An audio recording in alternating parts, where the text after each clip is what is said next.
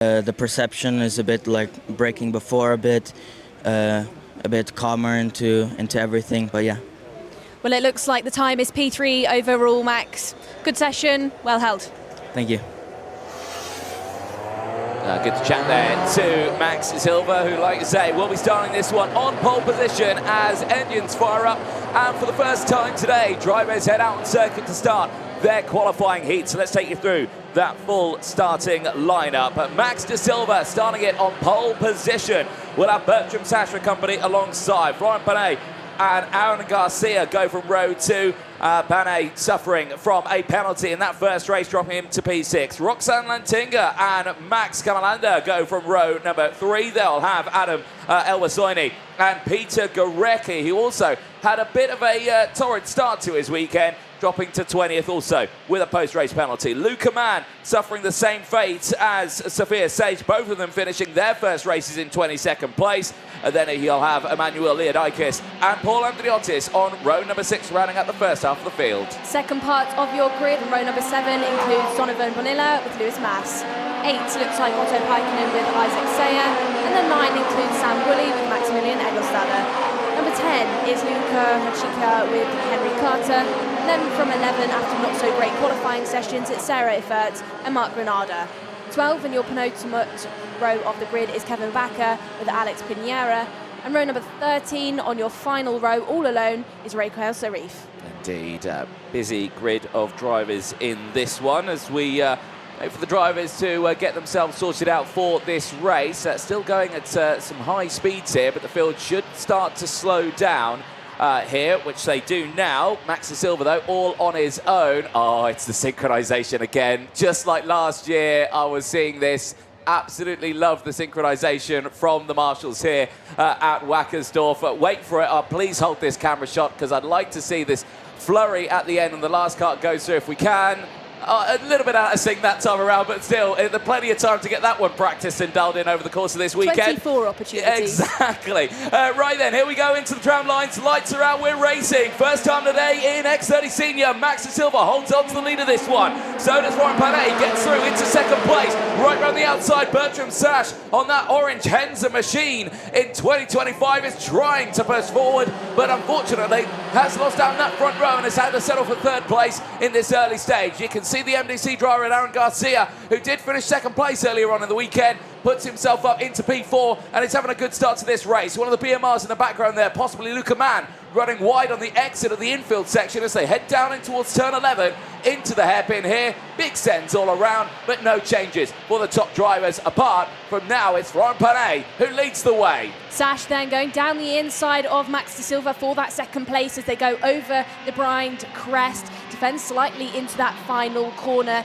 and then Max de Silva is getting shuffled now because we've got one of the MDCs has promoted himself as well. They've gone over the line and it's Florent Pan from Sash. Garcia is the driver that's got into third. Max de Silva then dropped by 3 positions early on and now make that 4 because Roxanne Lantinga is jumping up the order. Lantinga now sat further up the field. Max de Silva trying to have a look down the inside at turn number 6 and does get it done. A bit aggressive there from your previous front runner. No, I think Roxanne Lantinga won't be too pleased with that one through the likes of turn number 6. We'll have to see if she can recover back in this one. You can see the catch fencing there on the runoff. It's a very tight circuit, a lot of track mixed into a small area here. Means it is tight, it is twisty, it's demanding, but it is still a furiously fast circuit for these drivers to go racing on. The top 3 you can see have broken away pretty nicely. Battle for 4th place on at the moment. That is the de Silva and Lantinga battle. That's the one we're going to keep our eyes focused on for the time being. But the field is still fighting all the way throughout it. Lucas Sochica has got past Paul Andriotis. That was for 10th place. Sochica is on a brilliant run here and is up 9 places and has broken inside that top 10 as down the inside. Battles happening as well. That's one of the Fusion getting past the Ubic Racing drivers. That is Donovan Bonilla and Max Camalanda who have been fighting for position. So we'll keep a close eye on that one. That will allow the likes of Otto Paikkonen on that Proc Promotion machine, who's up 7 places to close in as well. Back to the Lantinga and de Silva battle.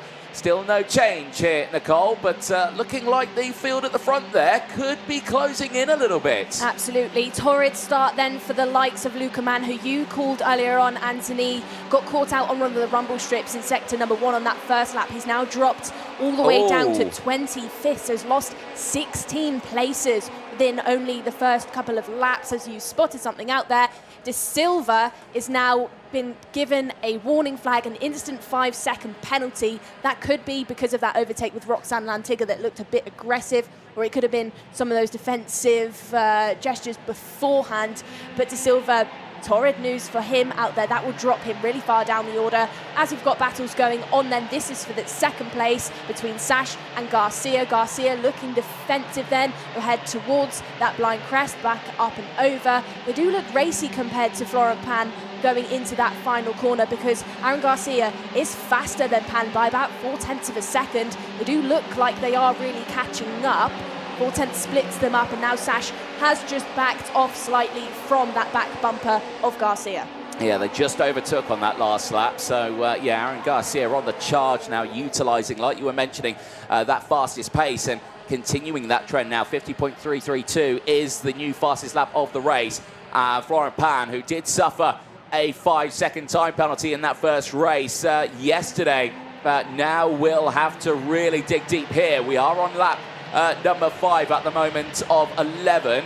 We're nearing that halfway point of the race, and well, for Aaron Garcia, he's got plenty of time here to get the move done. Garcia did only finish in second place yesterday, so this could be a big step up. If he could get a win in his second race of the weekend, he was looking like a strong contender. Lantinga and De Silva then about 0.4 faster than Sash sat there in third, but let's not forget about that 5-second penalty that De Silva has got, because that will drop him round to below the top 10. As we've got moves now, that is for the race lead. Garcia takes it from Pan for P1. Yeah, he certainly does. Nice little dive down the inside there through turn number 6, and not wasting any time to push himself forward. Let's see now if he can maintain that pace. Can he break away at the front here and try and gain those positions? As you see there, unfortunately, Sado Effort receiving also a 5-second time penalty for causing a collision out on circuit. Through that fast sweeping final corner here as they exit home to the start-finish straight. It's a long old run, but Garcia looks comfortable now. Bertram Sash also in the same situation. P4 yesterday in the first race for Bertram Sash.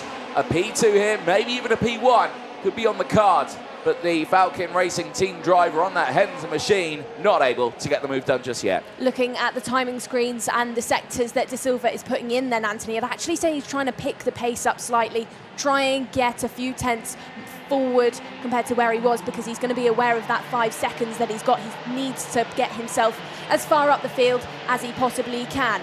We've got Pan then going defensive from Sash for that second, looks over his shoulder as they head over the crest.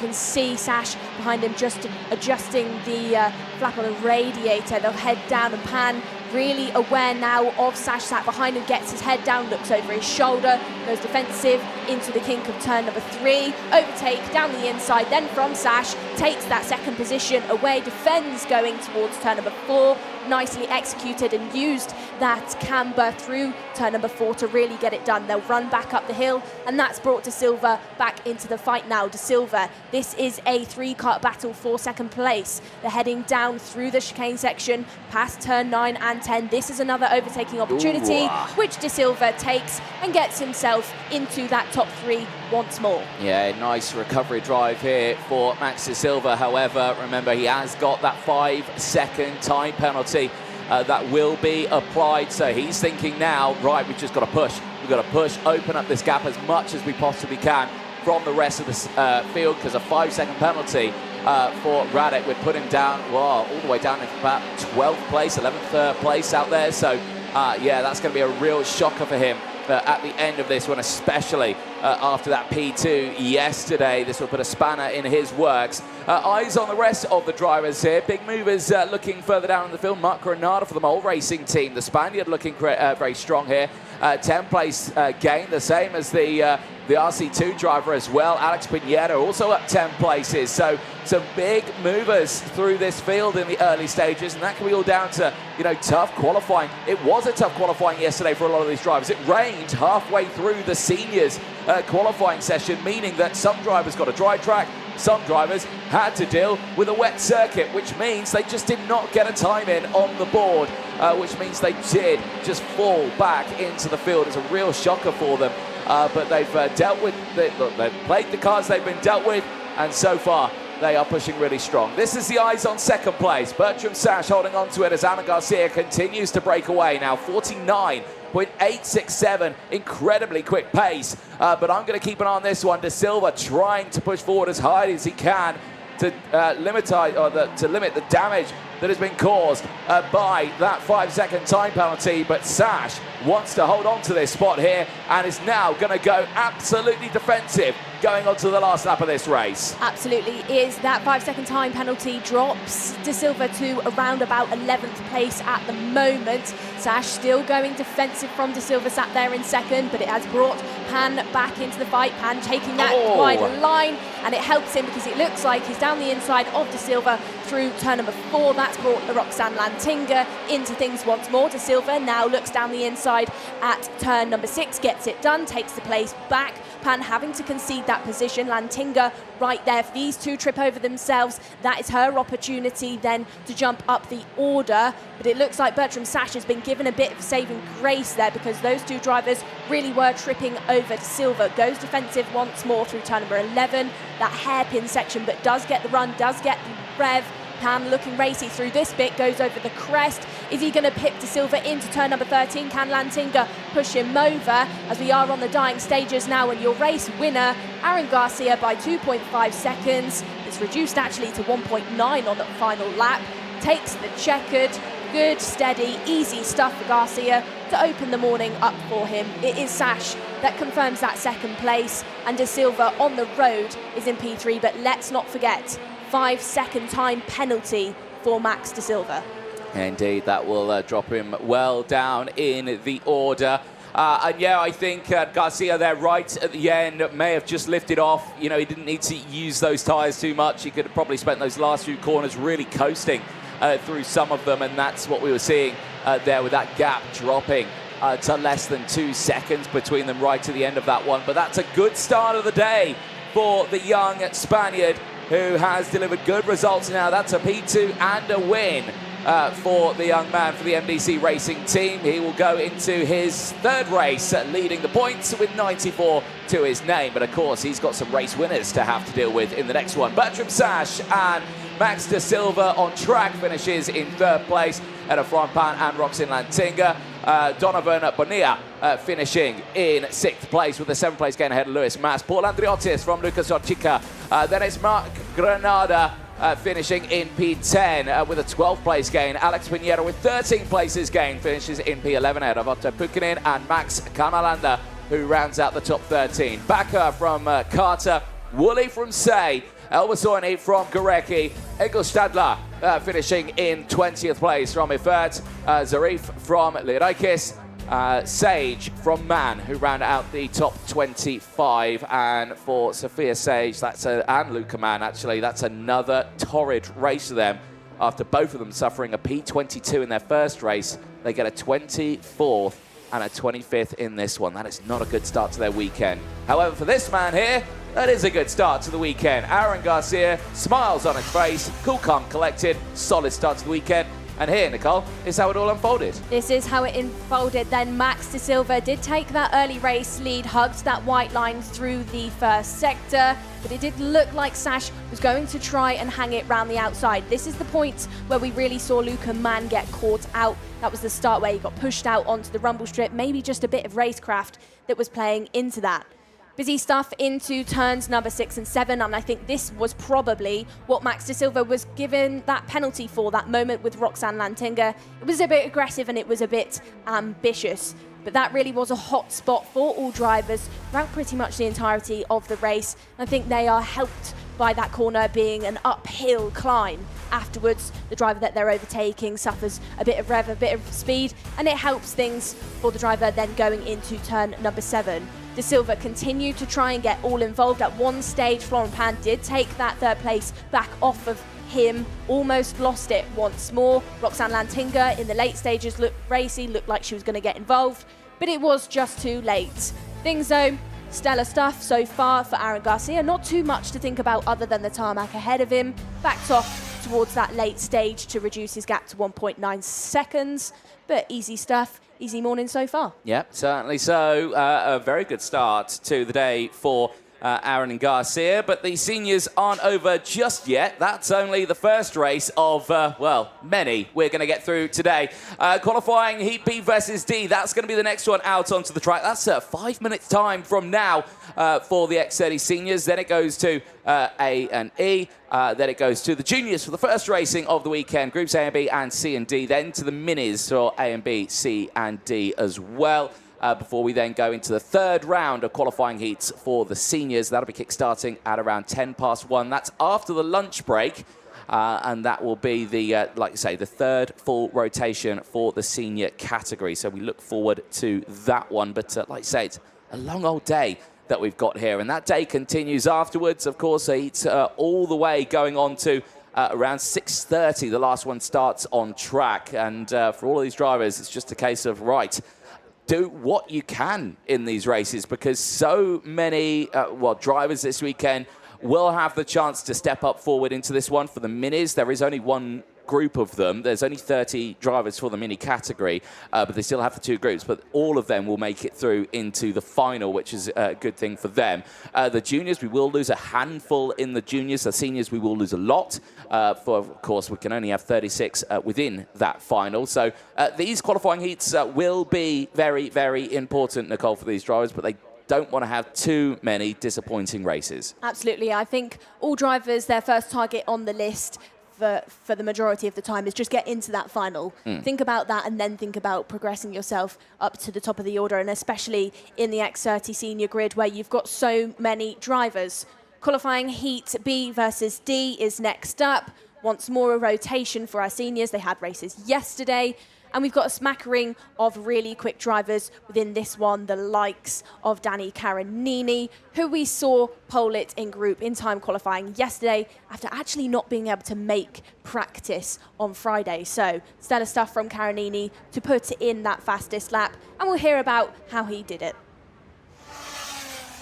Dani Karanini, it's pole in group, but it's not quite enough to catch up to Group 1. You didn't test yesterday, but you look like you've got good pace. Has it put you off at all, not testing?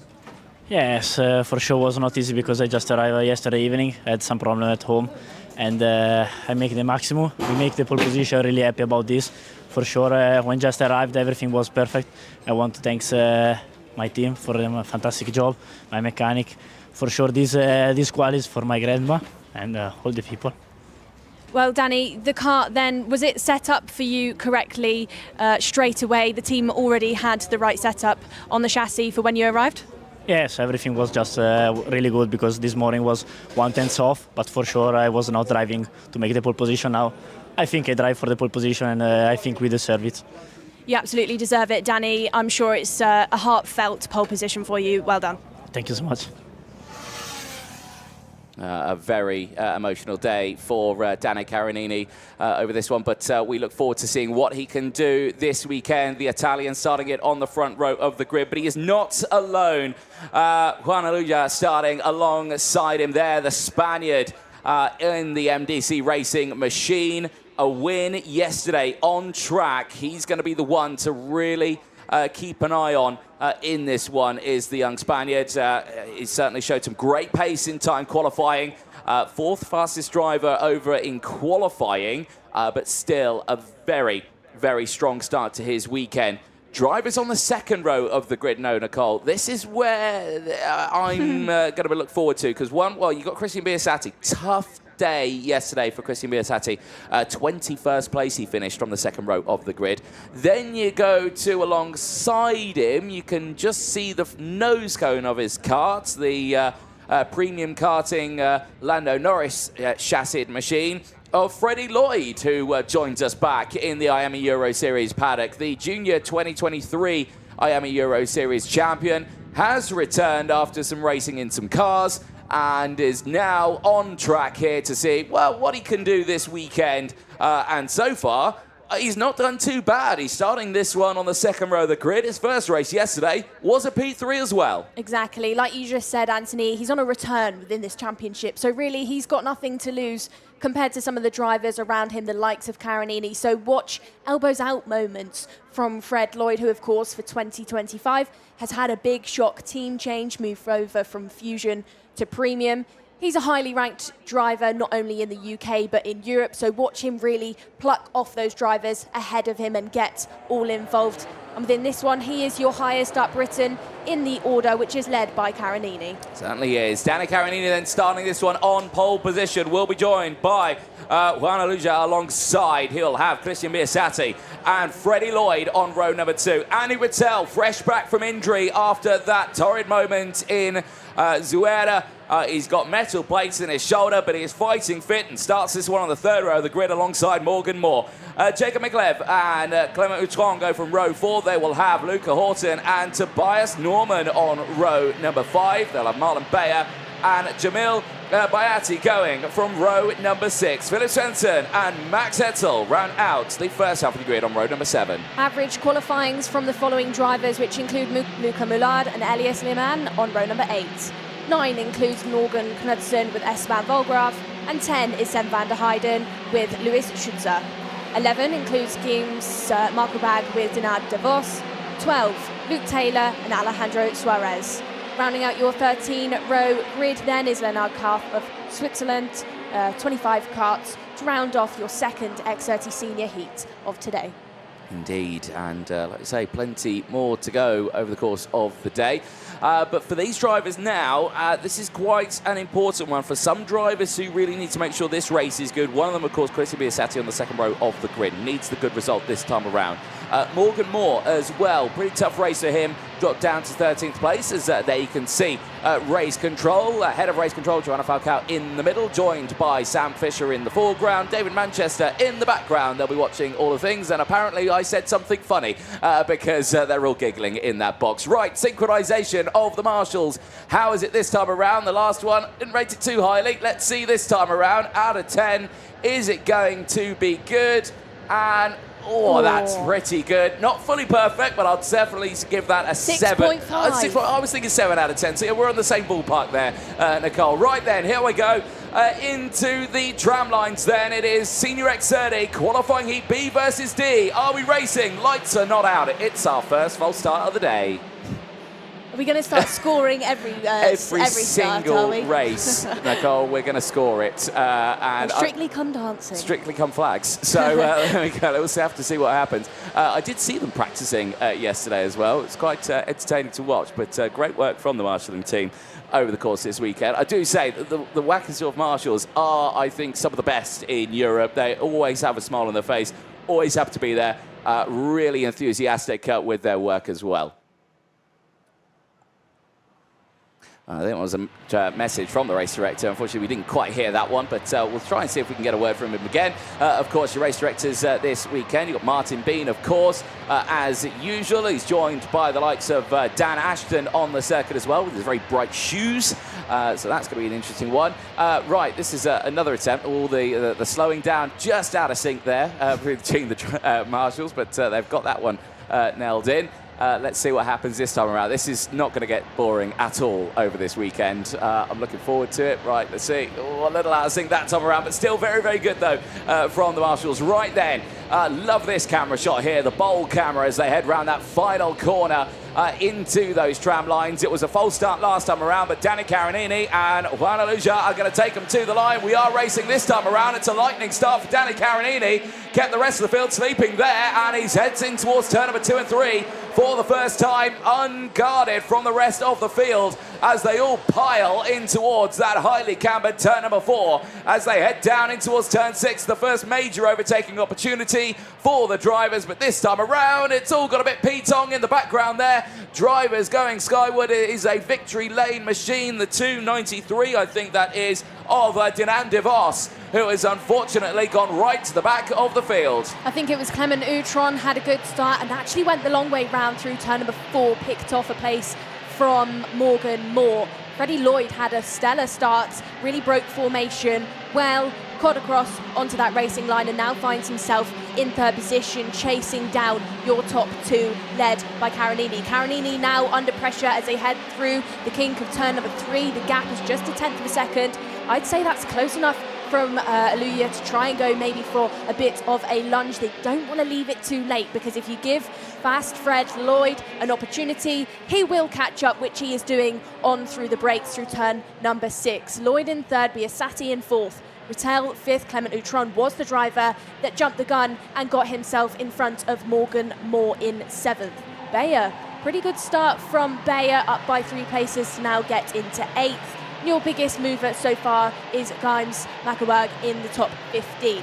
It's now turned into a bit of a four-car battle then for this race lead. Carinini still leading the way through turn number 13 and will head down the start-finish straight as your leader. But I think he's going to be under pressure through this flat kink section where the drivers really do carry some serious speed. Yeah, indeed, 120 kilometres an hour for the drivers in the senior class as they head through the likes of turns 1 and 2. Down the inside, Danny Carinini will have to relinquish the race lead as Juan Aluja heads through into the race lead, and now Freddie Lloyd has come through round the outside. Beautiful stuff from the young Briton who steps up into P2, and now Carinini will have to fight back from the drivers behind. Anna Rattel sends it down the inside. A Christian Biasati, that's the change for 4th place as this fight rages on. And again, you'll always see that. As soon as the first driver makes the move, the rest think, right, now's my opportunity, because I know I'm not going to lose out a lot of time. Absolutely. That move from Lloyd, then, we said it earlier on, I think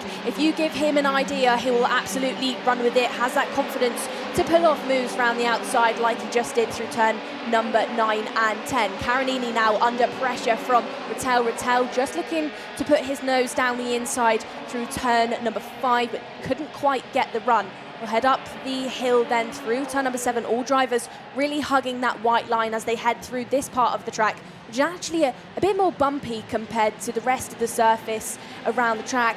You know, it's a bit more of a tight one as we've got moves going down the inside on Carinini now. He's been shuffled down to 4th place. Rattel getting himself up, and Carinini loses another position because that's now Biasati getting himself up the order. Biasati, like you said earlier on, Anthony, dropped down to 21st in his heat yesterday, so he's got some graft to put in today, which he's absolutely doing. Carinini really pushing round Biasati, going through turn number 3. Is he going to try and pick that position off? No, he's not, because he's getting overtaken once more. That's Clement Outron going down the inside. And Morgan Moore, 2 for the price of 1. Just looked like Outron didn't hold the brakes, slid, gave Morgan Moore that position, gets himself up by 2. And now Carinini, it's really going wrong for him on these past couple of laps. He's now down in 8th position. Marlon Bayer has overtaken to get himself into 7th. And now Carinini finds himself pretty much at the back of this train. Under investigation for potentially causing a collision then is Knudsen. That's a 249 being looked at by race control. This front train of karts then, this snake that are heading over the blind crest, still led by Aluya, who's having small chunks taken out of him by Freddie Lloyd. Indeed, and looking at that intermediate classification, the win yesterday for Joan Aluja puts him up to 100 points now to his name. So let's see how this unfolds over the weekend. Annie Rattel, though, with the fastest lap of the race, there in 3rd place. Could be a contender in this one. Did drop down to 15th place yesterday in his first race, so he's obviously looking really feisty today and wanting that better result, but we'll keep a close eye on that fight as it progresses. We're on lap 6 of 11, Nicole. There's still a long way to go in this race. Danny Carinini there at the moment in 8th place. Did have a P2 yesterday, so he's not out of the woods yet. This is only the 2nd race out of 5 collectively all of these drivers will do over the course of this weekend, so there's still a lot of work to be done. For Morgan Moore, this is a much better start to his day as well. They're in P5 after that tough start yesterday. Eyes on drivers further back. No real big movers in this one, Nicole. I think you mentioned it on earlier on as down the inside. Big change there, and that is Marlon Bayer getting through on Clement Outron. Danny Carinini getting through as well. That is a big set, and now Carinini's got in front of all of them, and that is been back up into P6. and he'll be, I think, delighted with that one, utilising the fights that are happening around him. Well, I don't know if he'll be delighted with this race. I think he'll be kicking himself a little bit because some small mistakes, some small jitters have lost him 4 or 5 positions as we're getting a bit busy now going through turn number 13. Marlon Bayer really having to get his elbows out compared to Utron, who is hustling hard, as is Tormon now in the fight, and Jacob Mikulev getting all involved as well. Have you spotted something then, Anthony? Because you're pointing out the commentary box window. I am, yeah. Some good racing going on. I wasn't being a child looking at 3 fantastic planes flying over. 5-second time penalty, unfortunately, going out to Lammen there. The 2.58 will be picking up 5 seconds at the end of this race. So that is a big shame for him. But Morgan Moore now the fastest driver on circuit. Again, seemingly found some incredible pace at this stage of the race. But keeping an eye on this one, I'm going to say it, Joanna Luja is not looking like the fastest driver out there anymore. I think it might be the drivers behind in this dying stage of the race. Sector times are looking fractionally quicker from Freddie Lloyd, who is closing in at this moment. There, though, Andy Rattel under increasing pressure from Christian Biasati.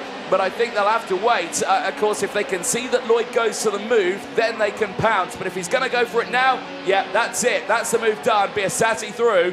They're going to lose out on the likes of closing in on Lloyd and Aluja. They'll have to work on themselves. Rattel trying to fight back through the chicane. Oh, that's going to bring Morgan Moore into play now. Morgan Moore is going to look down the inside here into the hairpin and, well, does get on one of them.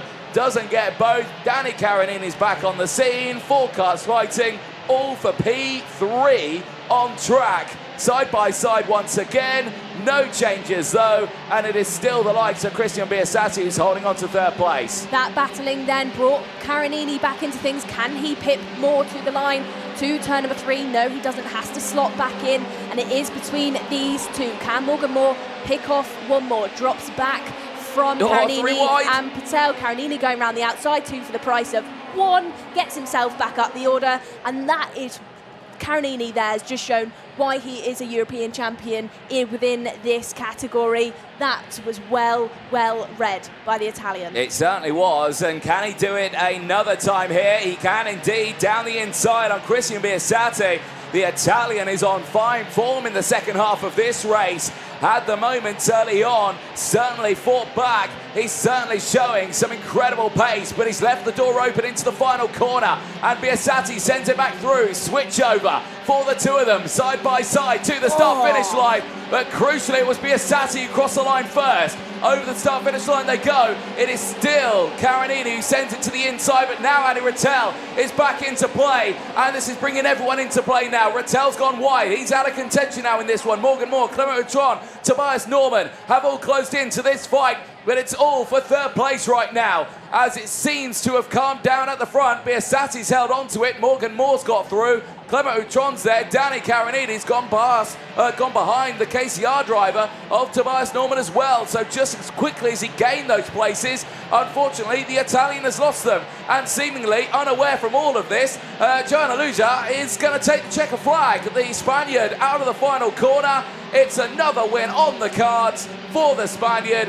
100 points to his name.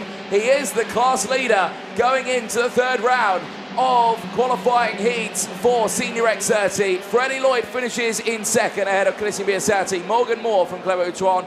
Tobias Norman from Danny Karanini. Andy Rattel from Jamil Bayati finishing in P9. Luca Horton will round out the top 10. But for that man there, Joanna Luja, that is a superb start to the weekend. 100 points, 2 wins out of 2. Absolutely nothing more that Luja could have really done within that one.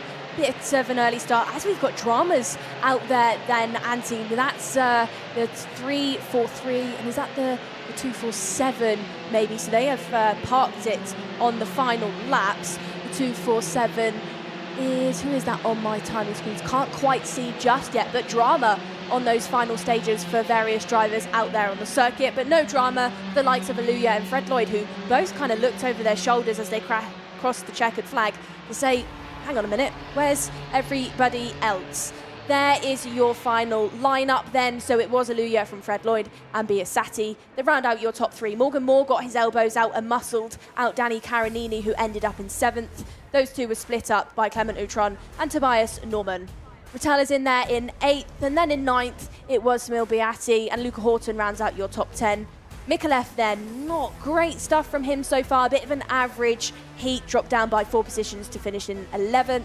And then you had Marlon Bayer, who looked quick in the early stages, finished in 12th.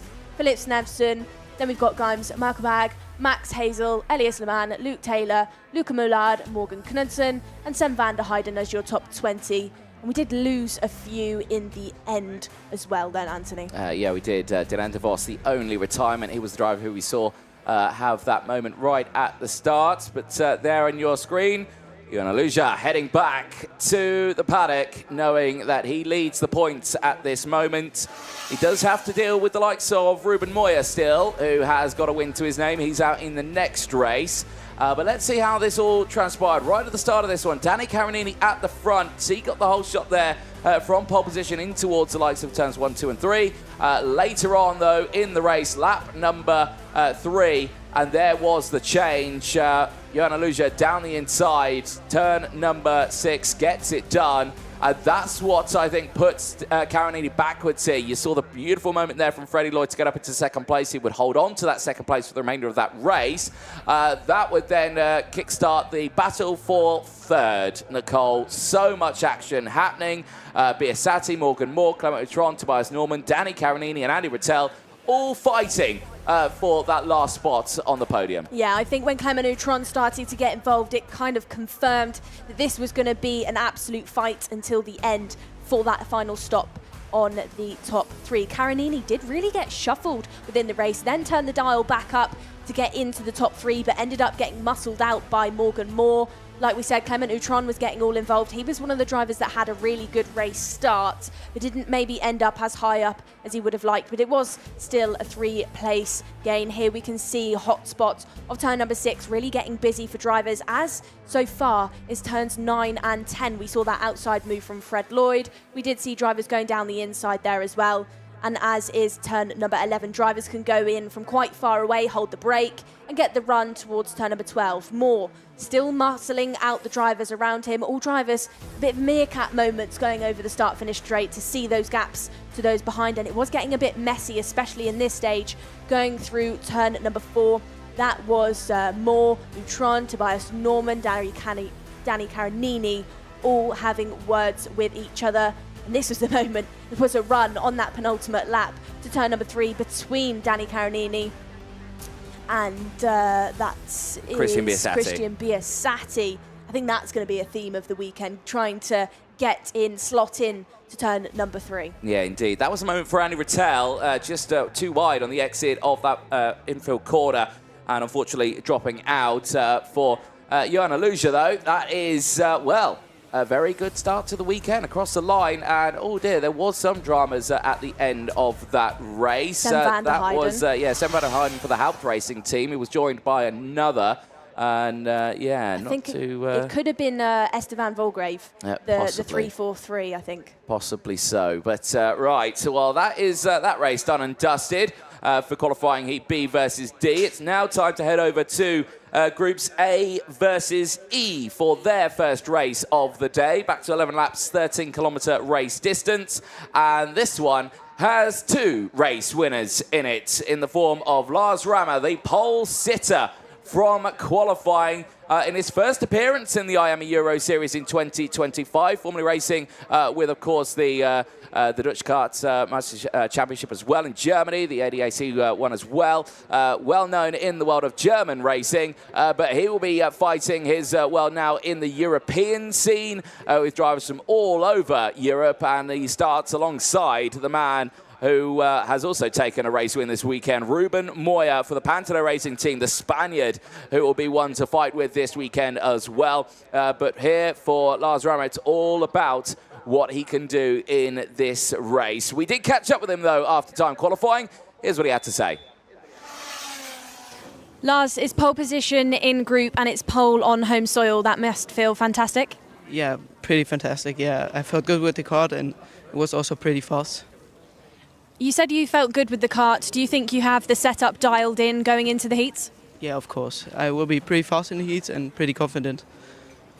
And would you say that the setup has actually come from your track knowledge and you've been driving around here for a number of years? Has that really helped you? Yeah, I've drove pretty much here on track, and yeah, I'm pretty good on this track, and yeah, I'm pretty happy. Well, we'll see how that helps you in the heats, Lars. Congratulations, it's pole and group. Thank you.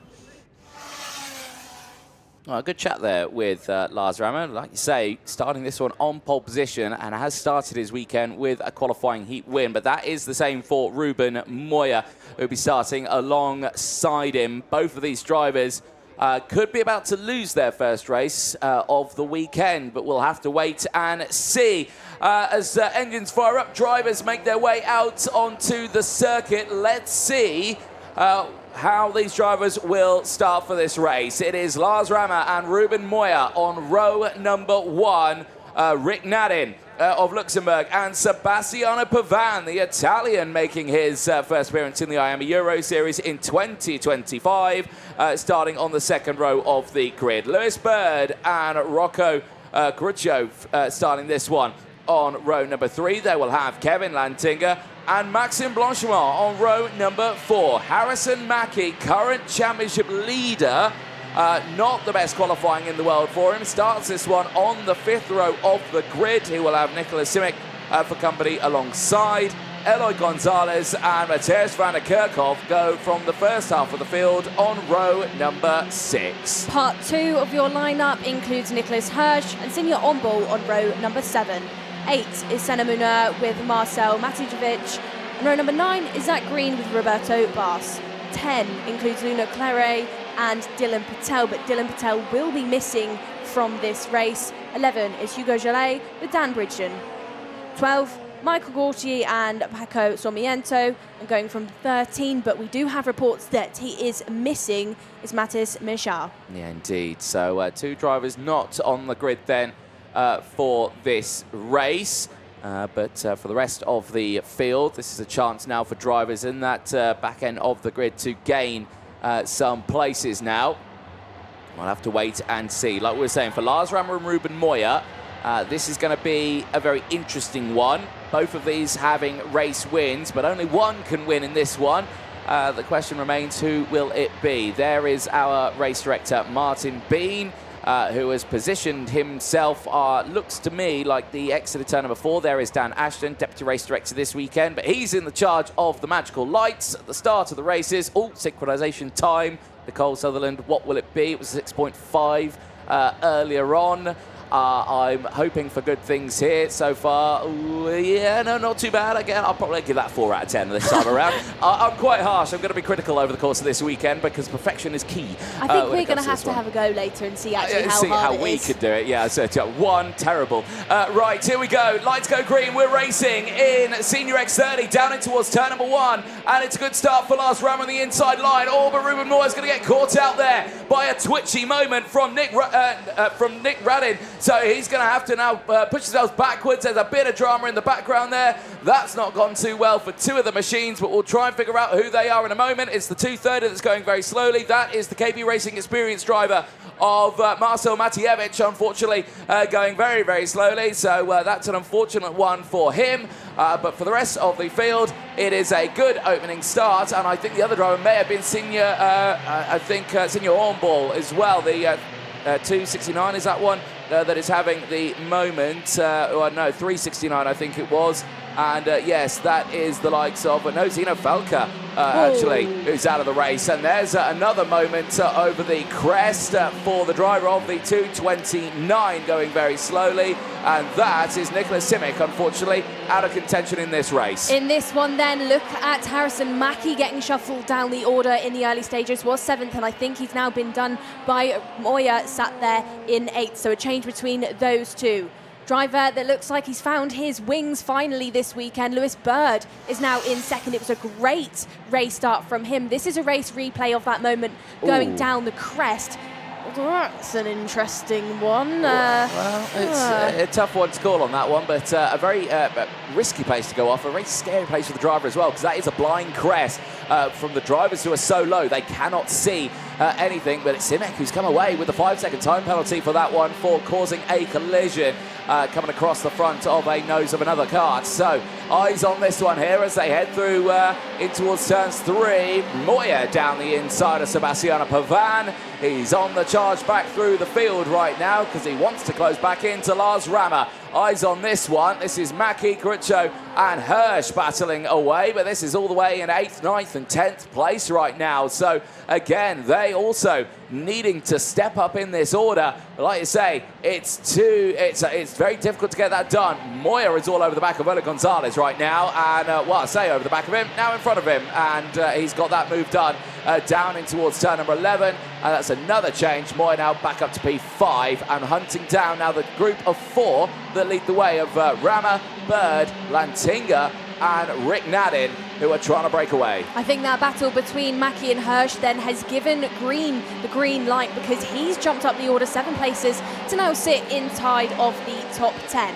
Eyes and ears on this battle. This is the front. Bird leads from Lantinga for that 2nd place. Bird, like we said, found his wings, has actually conceded the position, is now, no, he hasn't. That is him chasing up to your race leader as Lars Rammer. That was a quick jump up the track to try and close that gap up. That was really good stuff from Lewis Bird then. Now really on the tail for that race lead. Kevin Lantinga right in the fight as well. He's pulling around Rick Nadin in his tow. Over the blind crest they go. Rammer looks over his shoulder because he's aware of Bird right behind him. And Bird, let's not forget, had that retirement yesterday, so slightly fresher tyre now within this one.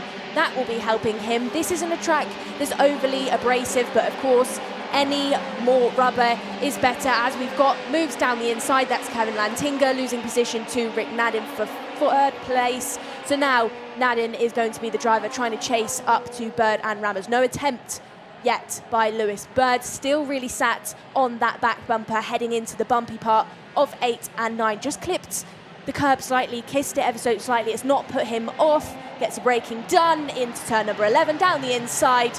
Great stuff from Lewis Bird. Textbook overtake through a hairpin.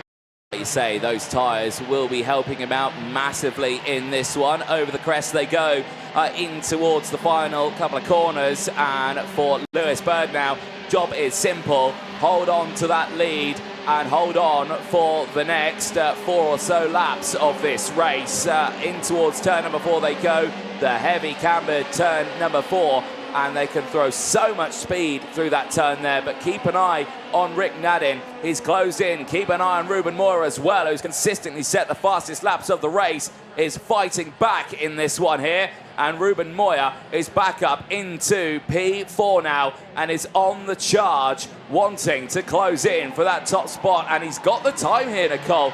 Ruben Moya can't take him out of contention for another possible qualifying heat win. Absolutely. We questioned if he could get another one. We've had 2 race winners starting at the front end of the order, but currently it looks like Lewis Bird could add to his tally and take away from Moya. Over the start-finish straight, they go 2 tenths for second. Bird has got himself, so those tyres now not actually helping him too much to pull away. A bit of a breeze out there as well today, so maybe within the tow that's helping some of those drivers. Heading through turn number 6, Bird gets it right on the brakes once more, just slides actually slightly out of the corner. And now that race lead gap has actually reduced slightly. It's a 3-car train for this race win. We've got Nadin right in the back. Will Rammer go for a move down the inside at turn number 11? Yes, he does. Takes a place from Lewis Bird. Indeed, nicely done. And that's going to bring the whole field back into play now. Rick Nadin on that rear bumper is going to look to the inside. Moya surely has got to follow through on this one, and he does. Down the inside, and Moya gets up into 3rd place as well. So they're on the charge now, and Bird will have to deal with the likes of Kevin Lantinga just behind, who was going to try and push through as well, potentially in towards turn number 4, and they do it. Both of them, a synchronised overtake there. Moya and Lantinga both getting the moves done. Moya up to 2nd, Lantinga up to 4th. And they get that job done nicely. Sebastiano Pavan now is the fastest driver on circuit. He has closed in behind Lewis Bird now as well, and he's trying to get involved in this one. But for Lars Rammer, he has waited to that very last moment to pull the pin and to try and break forward. But now he's got Moya in 2nd place. It's once again going to be your 2 winners who are going to fight tooth and nail. Kevin Lantinga down the inside of Rick Nadin. He's got that move done, and Nadin now will have to try and defend from the likes of Sebastiano Pavan, who is going to send it down the inside at turn 14, but this time around cannot. I think he has got it done, and yeah, no, indeed he has. So it's all fighting off. Look at this now. Pavan's holding off the likes of everyone behind him, but it's Kevin Lantinga who's there in third place, holding off the entire field as Eloy Gonzalez and Corricchio getting involved in this one.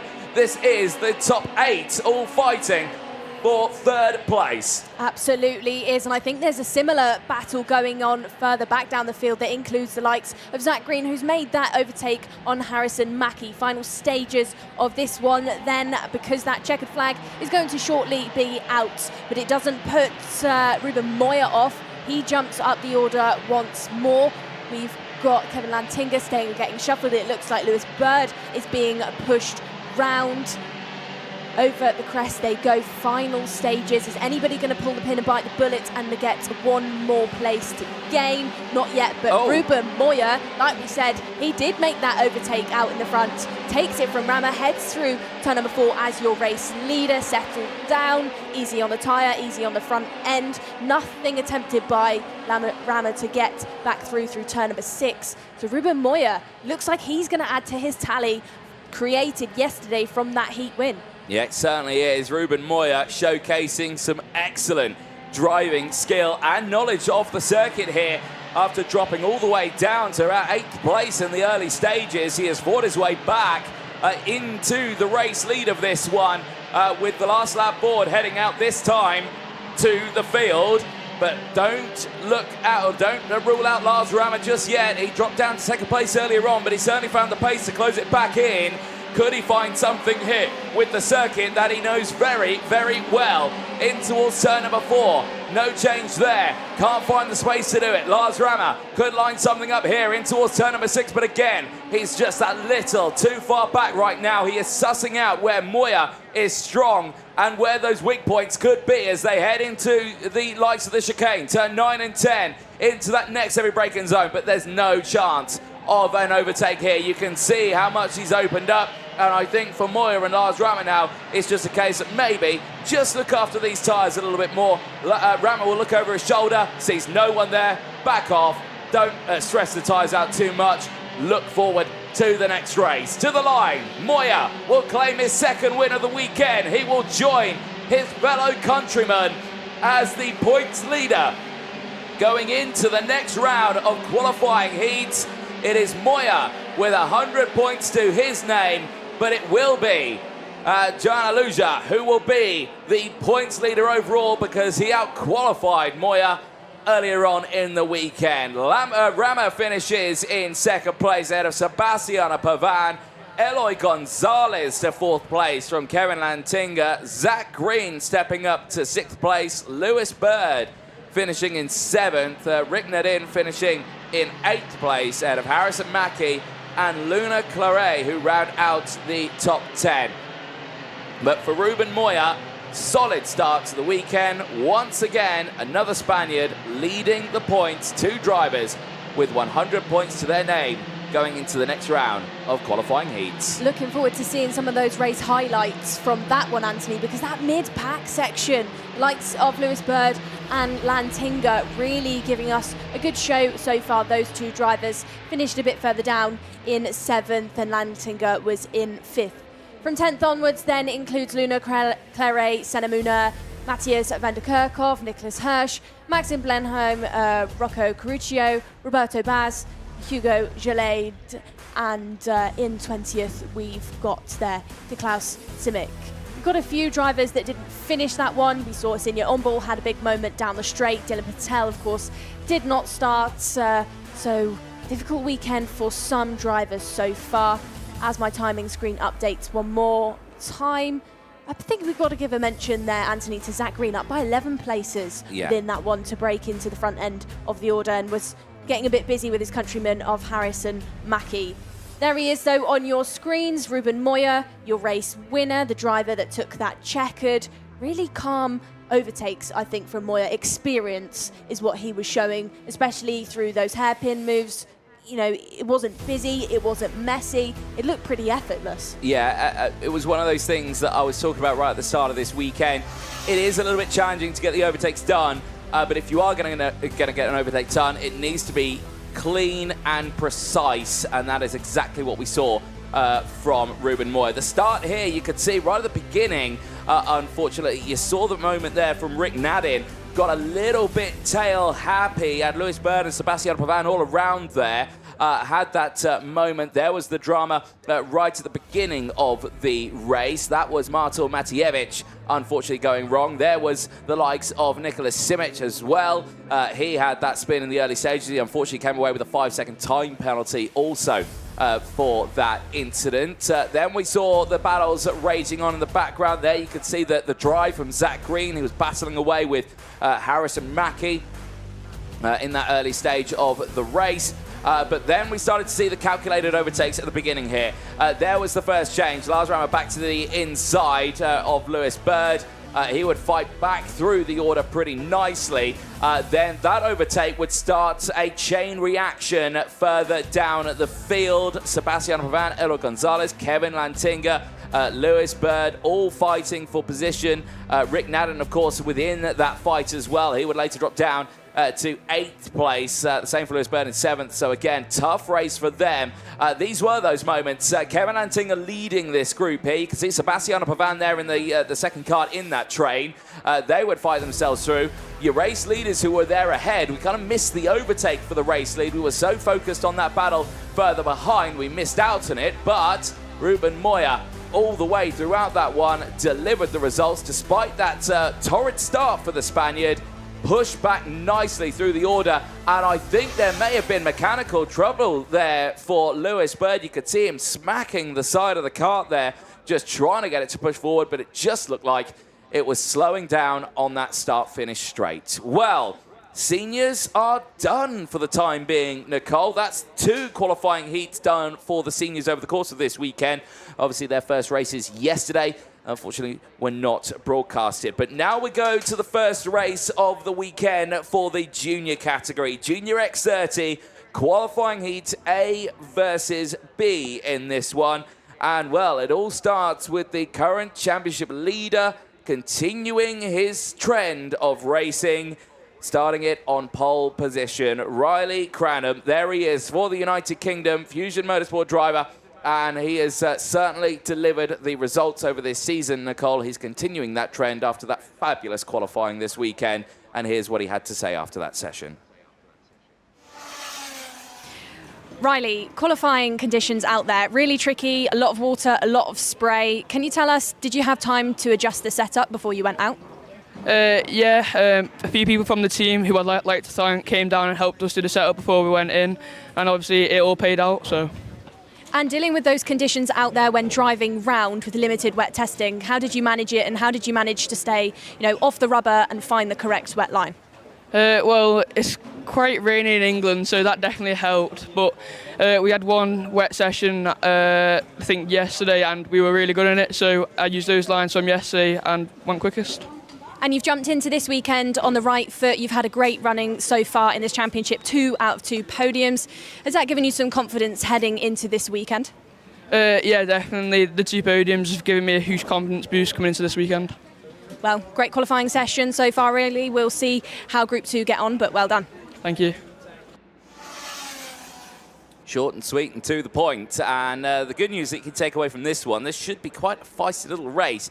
Now, of course, drivers do get 2 sets of tyres for qualifying, the qualifying heats, and, of course, super heats get a brand new set for the final later on in the weekend. Because these drivers all had wet, rainy conditions in qualifying, it is brand new slick tyres on board for every single one of these drivers. There, starting alongside the Lithuanian Elvis Krakauskis, starting this one for the Mole Racing team. What can he do from that front row of the grid? Still very quick in qualifying. certainly one to watch over the course of this one. There is a look out from the balcony. That's from where the podium area is. That's looking over where a lot of people are watching. You've got people on the clubhouse here, which doesn't look like a clubhouse. If anything, it looks like a fabulous nightclub here at the Wackersdorf circuit. But they're all on the balcony watching the racing from there. You've got the mechanics stand, of course. You've got the banking that surrounds the circuit as well, and the roads that surround the area. There are a lot of people watching from there. But there you can see the 1 minute board up on your screen. Ross Upton, Chief Grid Officer, getting himself sorted out for this race. But tensions will rise for the drivers out there in X30 Junior. Their first race of the weekend, and we get a real insight to what will be happening over the course of this one. Nicole. Yeah, absolutely. And I think this is going to be a busy one. The juniors obviously have waited around since qualifying, and now they get to jump back into some dry conditions, which I know that they'll be looking forward to. Will Green starting on that second position there. Will, you know, we typically this year have been seeing him in the OKJ category, not in the X30s, but he's jumped back into an X30 grid this weekend to stay sharp, to stay in the seats. The more seat time you can get in, the better. And let's not forget last year, 2024, he was your mini champion. So quick driver, lots of experience. But how will he fare against the likes of Riley Cranham starting on pole position? Your round one winner, your round two P2. Full starting lineup then, Anthony, alongside Riley Cranham will be? Well, it'll be a very busy one. Elvis Krakowskis, of course, joining him on that front row of the grid for Lithuania. Will Green and Jan Rodriguez will go from row number 2. They'll have Steve Redemaker and Finley Lines on row number 3. Andrea Galimberti and Jarlis Seyer in his first appearance in this weekend. I chatted to him. I was like, Jarlis, you race on the international scene. What are you doing here? And I'd be like, oh, I had a free weekend. So you came racing. There we go. Fair play. Why wouldn't you? Yeah, why wouldn't you? Yeah, he starts on the 4th row of the grid. Louis Bazare and Archie Owen go from row number 5. They'll have David Stefan Matuna and Rock Pineda, Len Gurkman and Freddie Wood will round out the first half of the field on row number 7. Row number 8 is led by Veer Chopra and Jonathan Mayer. And then from 9 we have Benjamin Westwood with Aaron Mehta. 10 is Jolina Denzel versus Daniel Oliver. And then from 11 we have Yagrana with Matisse Mouche. 12 includes Alex Martinez with Sam Bektas. And going from the 13th row, your final row of the grid, after dramatic qualifying sessions, we have Max Yule and Dan Alleman, who we would expect to be at the sharp end of your field, but transponder issues, not putting it on the kart, means that he will be starting from last in that 26th spot. Yeah, indeed. He was running all the way around in that session with Jesse Phillips, who will be starting the next race on the front row of the grid.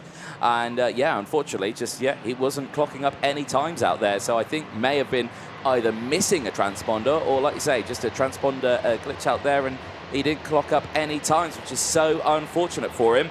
That means starting these races at the back of the grid. So these drivers now. This guy's going through. Right, okay, synchronization. Right, here we go. Ooh, a little out of sync on that one there, but there we go. They're getting themselves sorted out now. This is going to be such a long day doing this every single race, but I'm here for it, Nicole. Right, how is it going to fare? Oh, that's a good one, that one. I'll give that one a solid 8.5, I think, out of 10 for synchronization. You're going to say 7? Well, I'm just a bit nicer.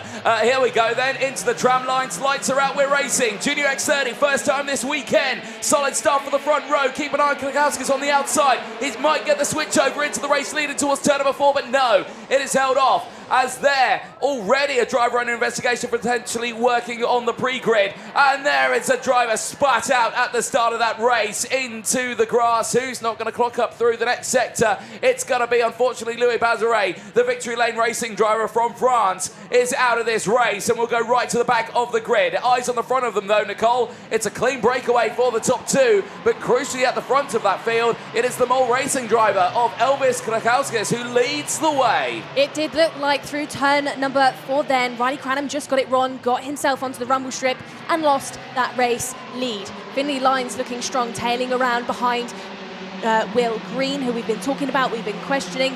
What's his performance going to be like in the Junior X30 weekend this weekend? Move for that race lead then. Riley Cranham takes it back. I think he's learned from things because he now gets turn number 4, that banked corner, correct.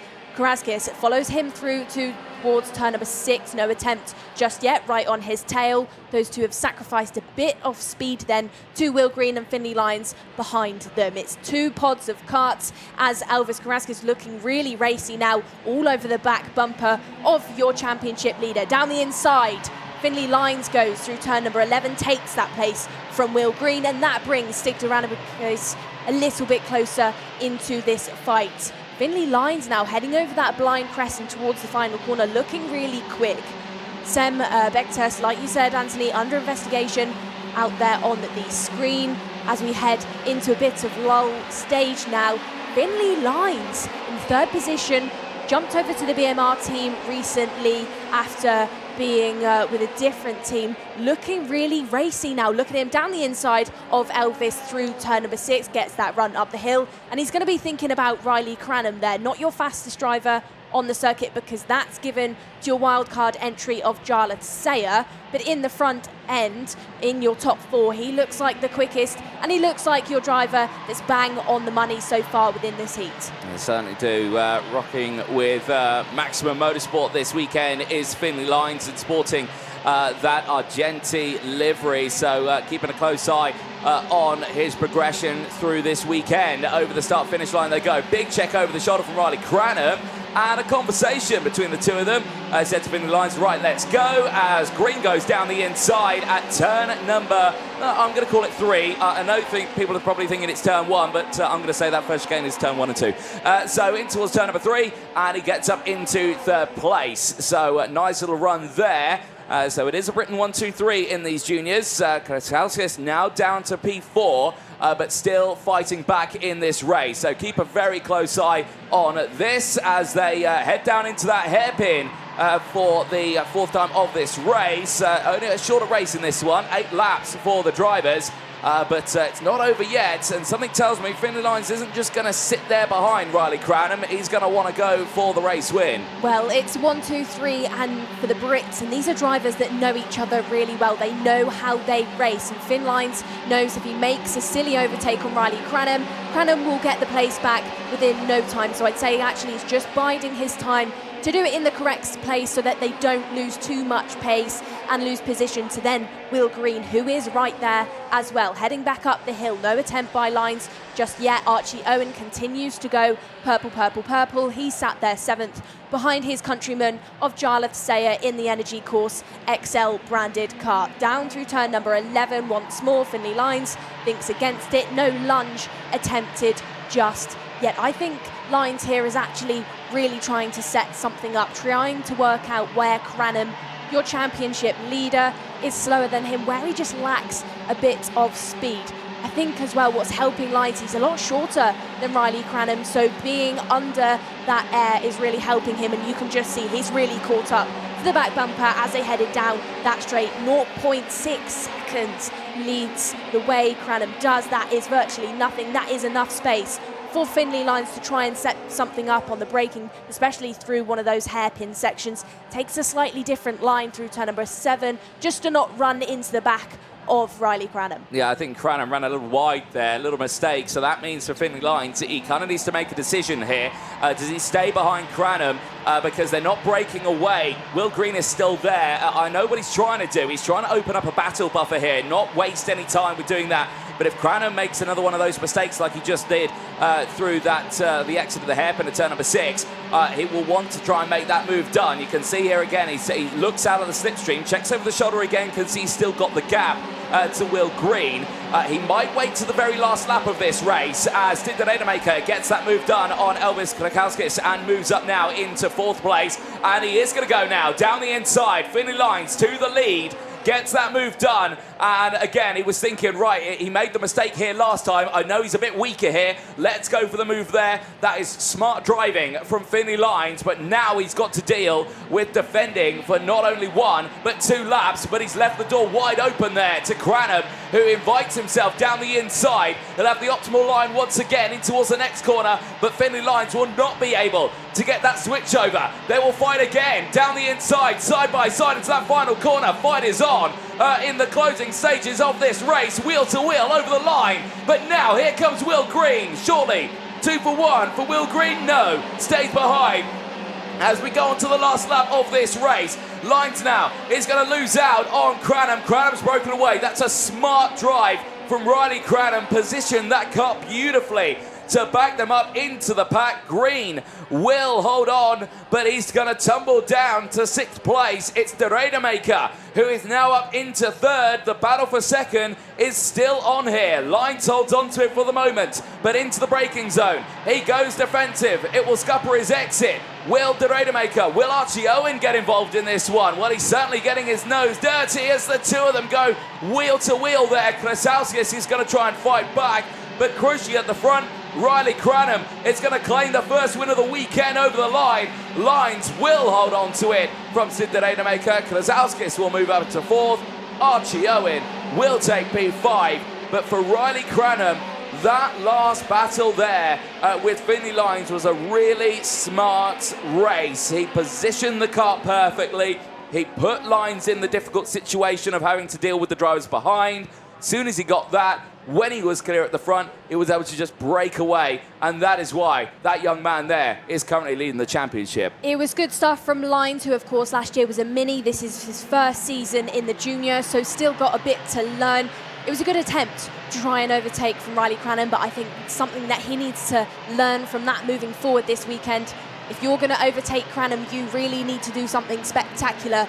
Throw him off, really put him off, because like we just saw from him, you go in on Riley, he will go back in straight away within the next couple of corners, as he just did, to take that race win back. You took us through our top 5 then, Anthony. Just outside your top 5, it was Will Green and then Giles Sayer, Daniel Oliver and David Stefan. And then we have Andrea Glimberti that rounds out your top 10. Freddie Wood is in 11th. It's then Benji Westwood, Rob Pinera, Dan Alleman, Alex Martinez, Leon Gochman, Jograna, Jonathan Mayer, Jan Rodriguez, and then Max Yule round out your top 20.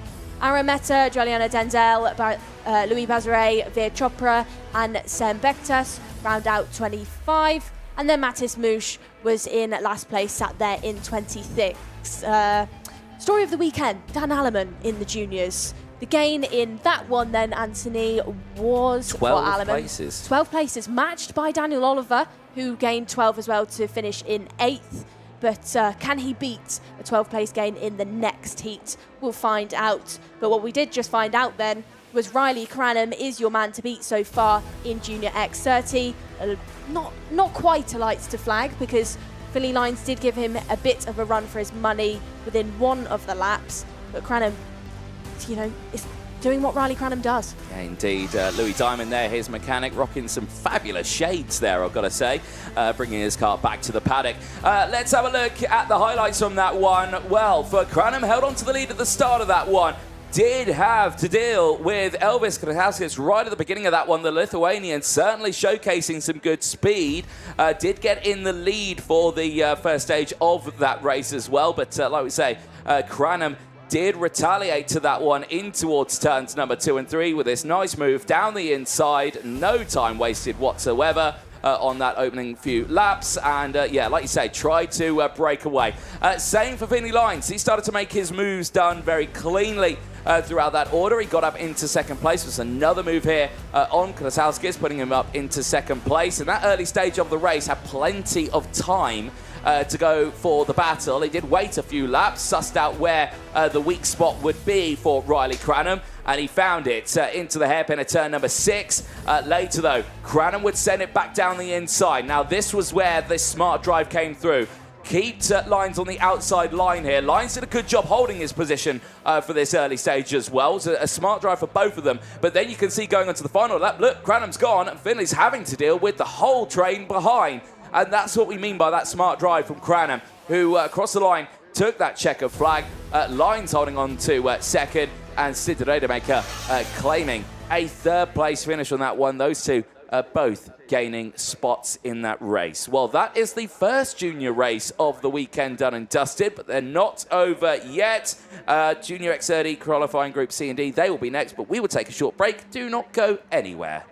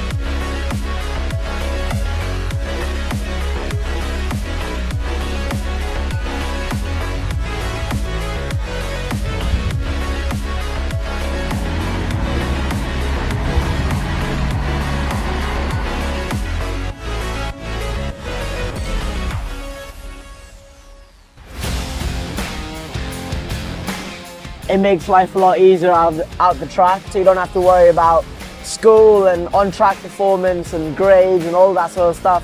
The school understands exactly what I'm doing. They understand, how important it is for me, and the schedule that they, cater for me is really well balanced, and I really enjoy it. It's a very fine balance between his sporting career and also his studies. He doesn't have to compromise on either. I'm very happy that Meneva has supported us through this journey. The communication is great, and yeah, I'm enjoying it. I think MVA would help a lot of other races. A lot of people come into the track and asking about it. What do you do for homeschool? Like, how does it work? And I always say, Minerva, you need to contact them and get going with them, because it's made my life so much easier. Welcome back, ladies and gentlemen, to live coverage of the IAME Euro Series Round 3 here at the Wackersdorf circuit. It's the penultimate round of the championship before the field head to Belgium and to the Marienburg circuit. There we look forward to seeing what will happen, but we've got a whole smattering of racing we've got to get through over the course of today. We are only 4 races into a 24-race day, heading into race 5 now, and back to the juniors again for qualifying Heat C versus D, 8 laps for the field.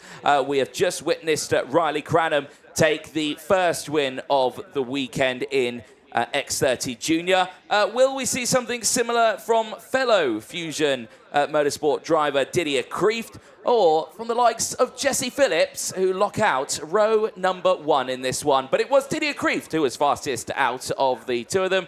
Third fastest driver over the course of the weekend in the junior category for Fusion Motorsport, because he starts this one Group C. So he's going to be the one that to really keep a close eye on in this. But we did speak to him over the course of this weekend, because he showed great pace in that early stage, in the wet conditions, of course. And that puts everyone on that same field now, where they've got the brand new slick tyres on board also. So this is where it's going to be a really good one. Oh, look at that. Didier DJ Kreeft. There we go. Well, DJ's my nickname as well, so that works out really nicely. Grand Prix Radio as well on the back of the helmet, so there we go. I might have to start calling him my nickname over the course of this weekend. But there you can see Ross Upton showcasing the boards at the front. 3-minute board going up in the air for the field, so a little bit of time to process for these drivers after watching that previous race. There, Jesse Phillips, he's getting his helmet on. He's primed and ready to go for this race as well. Strong contender is Jesse Phillips, a really powerful young driver in his young mini days, and now stepping up into that junior category, still a dominant force in the class. Absolutely is. Maybe didn't have the year last year that he would have liked. Had a podium at round 1 in Cremona, had a DNF at round 2 in Zuera. So I'm sure he's going to have some fire in his belly to try and achieve something big this weekend. He knows he can do it after that podium at round 1. That bad luck was no fault of his own at number 2. So come into this weekend, we'll be trying to fight once more at the front end of the order. But like you said, Anthony, it's an all-fusion row number 1 lookout, but followed shortly behind by the legs of Denny Babacek, who was 5th place last year in the mini category. He's a driver just like the one in front of him of Jesse Phillips, who's on a bit of a double duty this year, doing an OK campaign and a Junior X30 campaign. Sun shining on the visor of Jacob Backler, who will be starting this one for the Jamie Green Racing team on the 2nd row of the grid. Keep a close eye on his progression. Really strong driver in these early stages as well. So he's going to be one to watch in these early stages. And crucially, he's got that inside line right behind Didier Kreeft, going in towards the likes of turns 1, 2, and 3. Right at the start of the lap, when they have that inside line, they get the true benefit going into the early stage of this race, because we've seen it time in and time out. Those drivers on the outside line have just been struggling to get the positioning in towards the hairpin at turn number 4, but we'll have to just wait and see what these drivers can do. The moment is very close now for the juniors after witnessing that first race of the day, but the sun still shining. Air temperature 23 degrees out there, sizably cooler from what we've had over the previous days. I remember the testing day, we were punching 30 degrees, I think, here. It was really, really warm. But then yesterday, the torrid rainy conditions, it was certainly very interesting for these drivers in qualifying. But that does mean, of course, like I mentioned earlier on, Nicole, they've got the brand new set of slick tyres on board, which means we should get a very feisty first race of the day for Junior X30 and Groups C versus D. They head out onto track then. Let's fire you through that full starting lineup. 24 drivers in this one. And it all starts with the driver from the Netherlands, Didier Kreeft, on pole position and joined by the United Kingdom's Jesse Phillips. It's a Fusion Motorsport row 1 lockout. Jacob Batchelor and Denny Babacek go from row number 2. They will have Ludwig Granqvist and Carlos Nies in his first appearance in the championship for the Nies Motorsport team with the Red Speed chassis of Germany on row number 3. Lilius Ebersdobler and Tudor Jurkin go from row number 4. They will have Esteban Rocha and Amelia Byrne on row number 5. Bruno Grieling and Max Endicott lock out the first half of the field on row 6. Czech Peters and Max Lacroix house row number 7. And then shortly behind on 8, we have Zoltan Koini with Matteo Paruccio. 9 includes Rares Pascu with Danny Boer. And 10 includes Nilas Malik with Matteo Melis. Penultimate row of things is Alexandra Point with Nicola Frigg. And then your 12th row, your final 24 karts, is Ben Guetz and Nick Reed.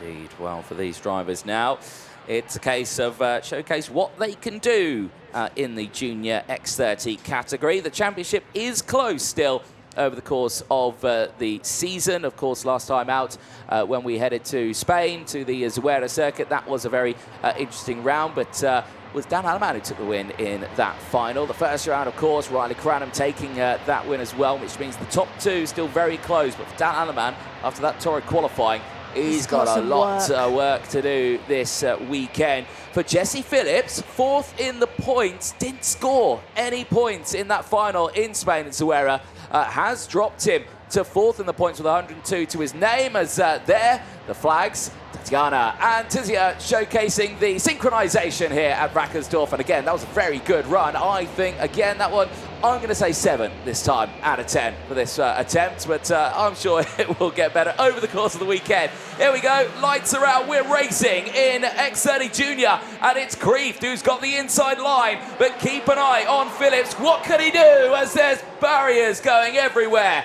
at turn number 1? And it's the 47 machine of Tudor Jurkin for Zanki Motorsport, heavy into the barriers. But I do believe he is okay, as they are big soft barriers there. At turn number 1, there's another car just in the background. I think that may be the likes of Max Lacroix out there.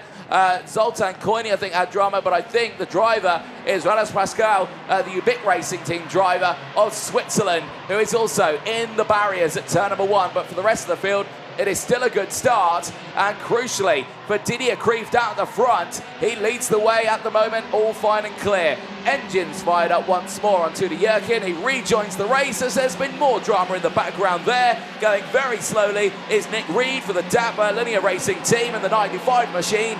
He's gone off the track with another, and we'll keep a close eye on that one. Potentially could have been the likes of Zoltan Koini in the 104 machine. Jesse Phillips looking like he was going to have a look at Batchelor, got it wrong, and now he's left himself vulnerable to Ludwig Granqvist, sat in that 4th position. Kreeft still leading the way, using all of that rumble strip out of turn number 8. Batchelor looking strong, really did jump the gun compared to Phillips on that race start, slots himself in. Phillips has lit things back up again once more and is looking closer and closer at that green, Jamie Green bumper bolted to the back of Batchelor. Over the blind crest they go. Kreeft has got a bit of breathing room out there in that Fusion as they head round the final corner, as Pascu goes under investigation for potentially causing that incident at the start. Change now for P2. Phillips has pipped Batchelor round that final corner for that second, so it's a Fusion 1-2 once more, and this battle now for the race lead turns into about a 6-kart train as that race lead is changed by Phillips. Phillips wastes no time to overtake his teammate of Didier Kreeft. No team games playing into this one because Phillips wants every point he can get to contribute towards that championship. Denny Babacek looking racy now on the back of that Jamie Green Racing kart of Batchelor, goes down the inside at turn number 11. Textbook stuff once more, it's a hairpin. You can go in from quite far away, get it done on the brakes, as Babacek just did. Max Endicott now is looking fast, has overtaken Bachelor. So Bachelor has sacrificed a couple of positions within that race as we've got more battles going on further back in the field. Look with Granquist getting involved with the likes of Nice and Melis for around that 6th to 7th place. Race replay then, I think this is of that start. So Phillips just sacrifices a bit of pace to Bachelor. Bachelor slots in. Didier Krief takes that race lead. And look at the back of your field. We've got just passengers within this one, really. It wasn't as if anybody swiped across each other majorly. We just had the likes of Tudor Jurken really get caught out into the barrier. Not horrendous impact for that one then, Anthony, but Rarapescu, the number 45, of course, you could see his kart being pulled off the circuit. Eyes back on the front end of your field, though, because Babacek has now broken into the top 3, and Max Endicott is up by 8 positions now to get into 4th. Indeed. Right. Well, there we saw, obviously, Rarapescu's machine get dragged off from that incident, turn number 1 there. We also just saw Tudor Jurken just slowly pull into Parc Fermé. His race is over. Big look down the inside there. Matteo Melis all over the back of Ludwig Granquist. That 13th place gain is not over yet for Matteo Melis on that TB kart machine. He would like a 14th overtake if possible, but at this moment cannot find his way through. Phillips leads the way from Krieft and Babacek, who holds on to 3rd place. They're calm at the moment. Max Endicott is there in P4 in his own little battle right now, but those top 4 looking pretty calm in this closing stages of the race. There you can see Jacob Backlow just behind. There's the battle happening between Granquist, Melis and Carlos Nies. That battle is still looking very, very close right now as they go back over the start-finish line on to lap number 6 now, Nicole of 8, but still no changes at that sharp end. There you can see the Ubik Racing Team driver Rarapescu's kart now is on a trolley and is driving away as down the inside there. That's Jack Peters battling away with Boz. But he's not going to get that overtake done, and now he's going to lose out to the likes of Ebersdobler, who sends it down the inside and steps up inside the top 10. Boers was looking really aggressively defensive as they were heading through turn number 4, really did sit on that white line. Eyes and ears back on the front end of your field, though. It's still Phillips from teammate of Krief. Babacek still sat there in 3rd, and no change between Babacek and Endicott just yet. They've got a couple of kart lengths between each driver within that top 4 as we head through these final couple of stages. Babacek is your man on the screen. That is Endicott there in the BMR branded kart heading through turn number 4, where those drivers can really carry in a lot of speed. It's a bit deceiving on camera, but when you do a track walk, it's actually really positively cambered, which helps the drivers really jumping that pace forward. Didier Krief now sat there in 2nd, has lit things up again. He goes fastest and is quicker than Phillips ahead of him.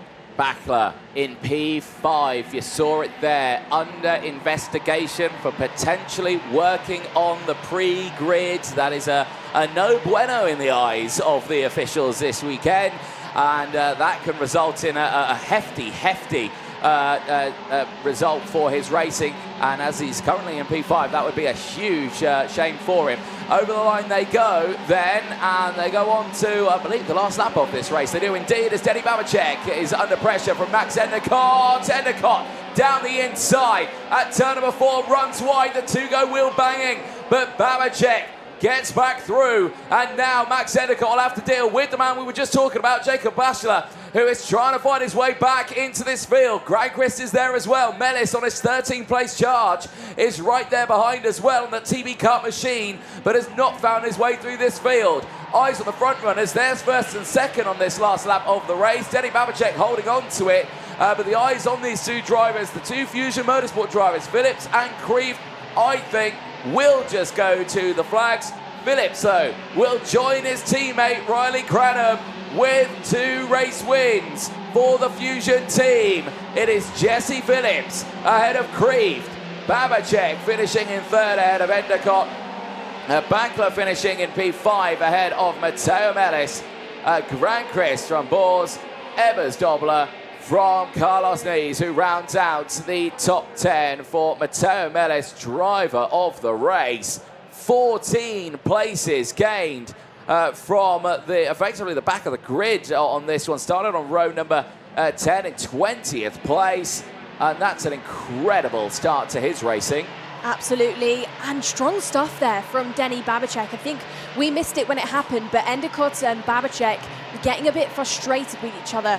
Max Endicott was waving his arms, going through that final corner at Babicek, who was sitting on that white line a bit more, and then I think Endicott was actually had a knock-on effect of mistakes forced by the driver racing for family team of Teps Racing.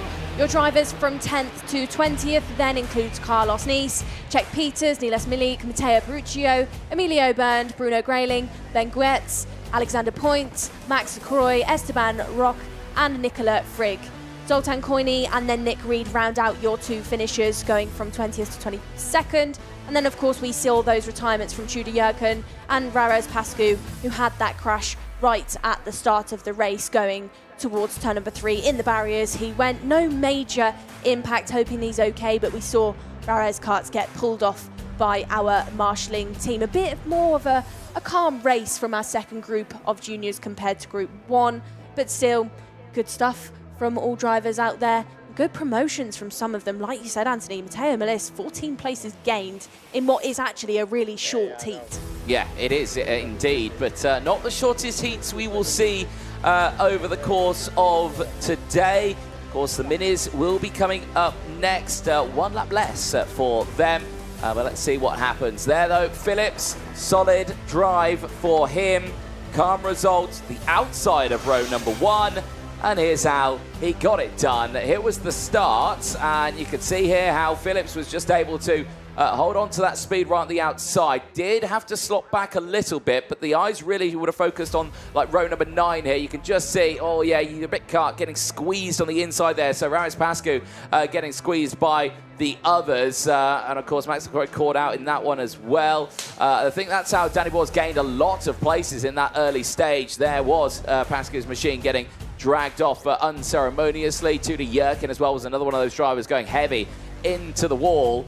Later on we had the moments as well in the back end of the field. There you can see the number 42 machine of Nicola Frigg getting caught out with the others as well. So drama's right at the early stage of that one. Nick Reed was the other trying to get the moments in the early stages of that race.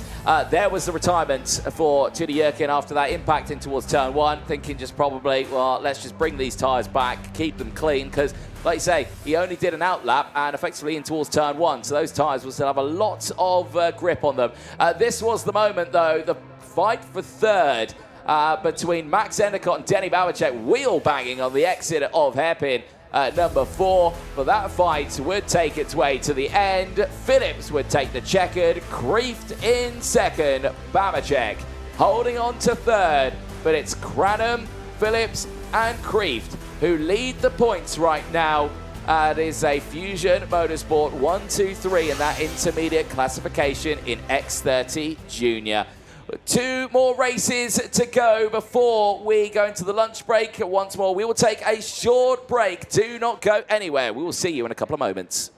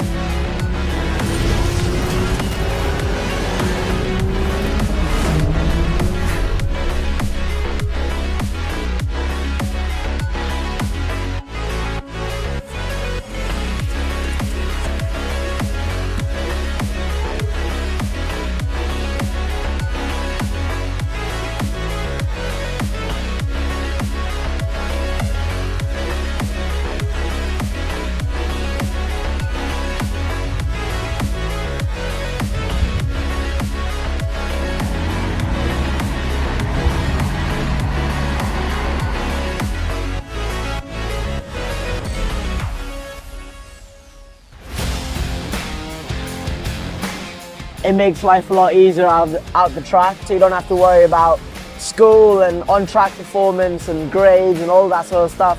The school understands exactly what I'm doing. They understand, how important it is for me, and the schedule that they, cater for me is really well balanced, and I really enjoy it. It's a very fine balance between his sporting career and also his studies. He doesn't have to compromise on either. I'm very happy that Minerva has supported us through this journey. The communication is great, and yeah, I'm enjoying it. I think MVA would help a lot of other races. A lot of people come into the track and asking about it. What do you do for homeschool? Like, how does it work? And I always say, Minerva, you need to contact them and get going with them, because it's made my life so much easier. Welcome back, ladies and gentlemen, to live coverage of the IAME Euro Series here from the Wackersdorf circuit in Bavaria, Germany. Well, we're looking forward to seeing the Mini X30 category out on circuit next for their first qualifying heats of the weekend. And it starts with qualifying heat A versus B for them. 7 laps, 8.5 kilometre race distance for the class. And it all starts with a familiar first name on the front row of the grid, but a different last name this time around. George Clark starting this one on a pole position. As you can see, he's not at his wagon right now. He is standing in the shade because it is still warm in the sunshine here. Yes, air temperature only 24, but trust me, the brollies are out. It is still hot out there when you've got a helmet on, race suit, everything, when you're suited and booted, ready for this race. Now, this race is due to start at around 11:50, but we did catch up with this young man after time qualifying. Here is what he had to say. George Clark, you've just polled it for the first time in Europe. Yeah, it's really good, to be fair. And the lap out there, when you were driving around, did you know that it was going to be quickest? Did you feel good in what you were doing? Yeah, I felt quite good because we got Danny there helping us with it. And then we just ripped up to Daniel a little bit, not massively, but I could see that we was catching. And then you could just see, and then yeah, it just happened. And we've actually seen big improvements from you recently. That has, I think, really helped you get that pole position and some great results in other races as well. Can you tell us what that improvement has come from? I know, it's just a bit having the whole team back together, because Danny was here last year with us, and then he went sadly, but then he's come back and then we've poled it here, so it's very good. Yeah, very good indeed, George. First pole in Europe, it's pole in group. Congratulations. Thank you. Well, there you have it. George Clark, who is under the supervision there as well from Alicia Barrett, who is joining the team and showcasing some spannering skills, former driver. But yeah, plenty of other people around here. Absolutely. You've got George's sister that was just shown on the screen there, looking and supporting on from the balcony of the clubhouse. Of course, once more, it's a fusion all line up on that front row, because George Clark will be joined by his teammate of Harry Williams, who is pole in group but couldn't quite find the legs to beat that time set by Clark, who was in Group 1. But those two drivers, watch as they play out. They're drivers that are familiar with the way each other race in the UK. They're teammates, so expect maybe a bit of teamwork within this one. Austin Newstead is right in the fight as well. He'll be starting from that second row of things. And Newstead is your only driver that finished in the top 6 in 2024 in minis to stay in the grid. So actually, I think he's one of those names in there that you know straight away is going to have a really good chance. Yeah, certainly so. But this is Mini. Of course, these drivers all famed for one thing, and that is close racing. And they're just coming onto the screen now. George House, current championship leader, has not lost a point-scoring opportunity. Maximum points so far this season. 2 final wins out of 2. Dominated the qualifying heats and the super heats the first round. The same in Zwer in the second round of the championship. Has got 200 points to his name. Now, that technically isn't the maximum points you can get. At this stage, you can have 202 points, because there's an extra point for the fastest lap as well in the final. But yeah, not had that in this one. But still showcasing that his pace is still very quick. But what can he do in this race? If he obviously had that tough qualifying, but if he can push his way through the field here, George House, he might still come away with a smattering of championship points and will still be the main points contender in this one, because he's clear from Harry Williams by 95 points, and that's a staggering amount of points behind. So for George House, the job is simple. Stay within the top 5 of all of these races, and you're all good going into that final round in Marienburg. So let's see what happens then as the field gets engines fired up. They head out onto the circuit. Let's take you through that lineup. George Clark, for the first time in Europe, starts it on pole position with Harry Williams alongside. Austin Newstead and Milan Baku go from row 2 with George House, current championship leader, starting alongside Miko Schuers on that 3rd row of the grid. Oren Mehta and Aidan Keserovic go from row number 4 and the first half of the field. Row number 5 is led by Oliver Weitens and Matis Brageau. And then from 6, we have Min Jae Kim with Martin Rodriguez. 7 includes Martin Ketchin Gomez with Johnston Stewart.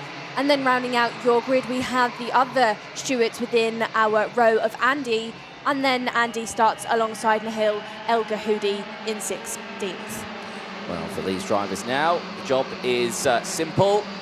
Lights to flag for them. Their first race of the weekend for Mini X30.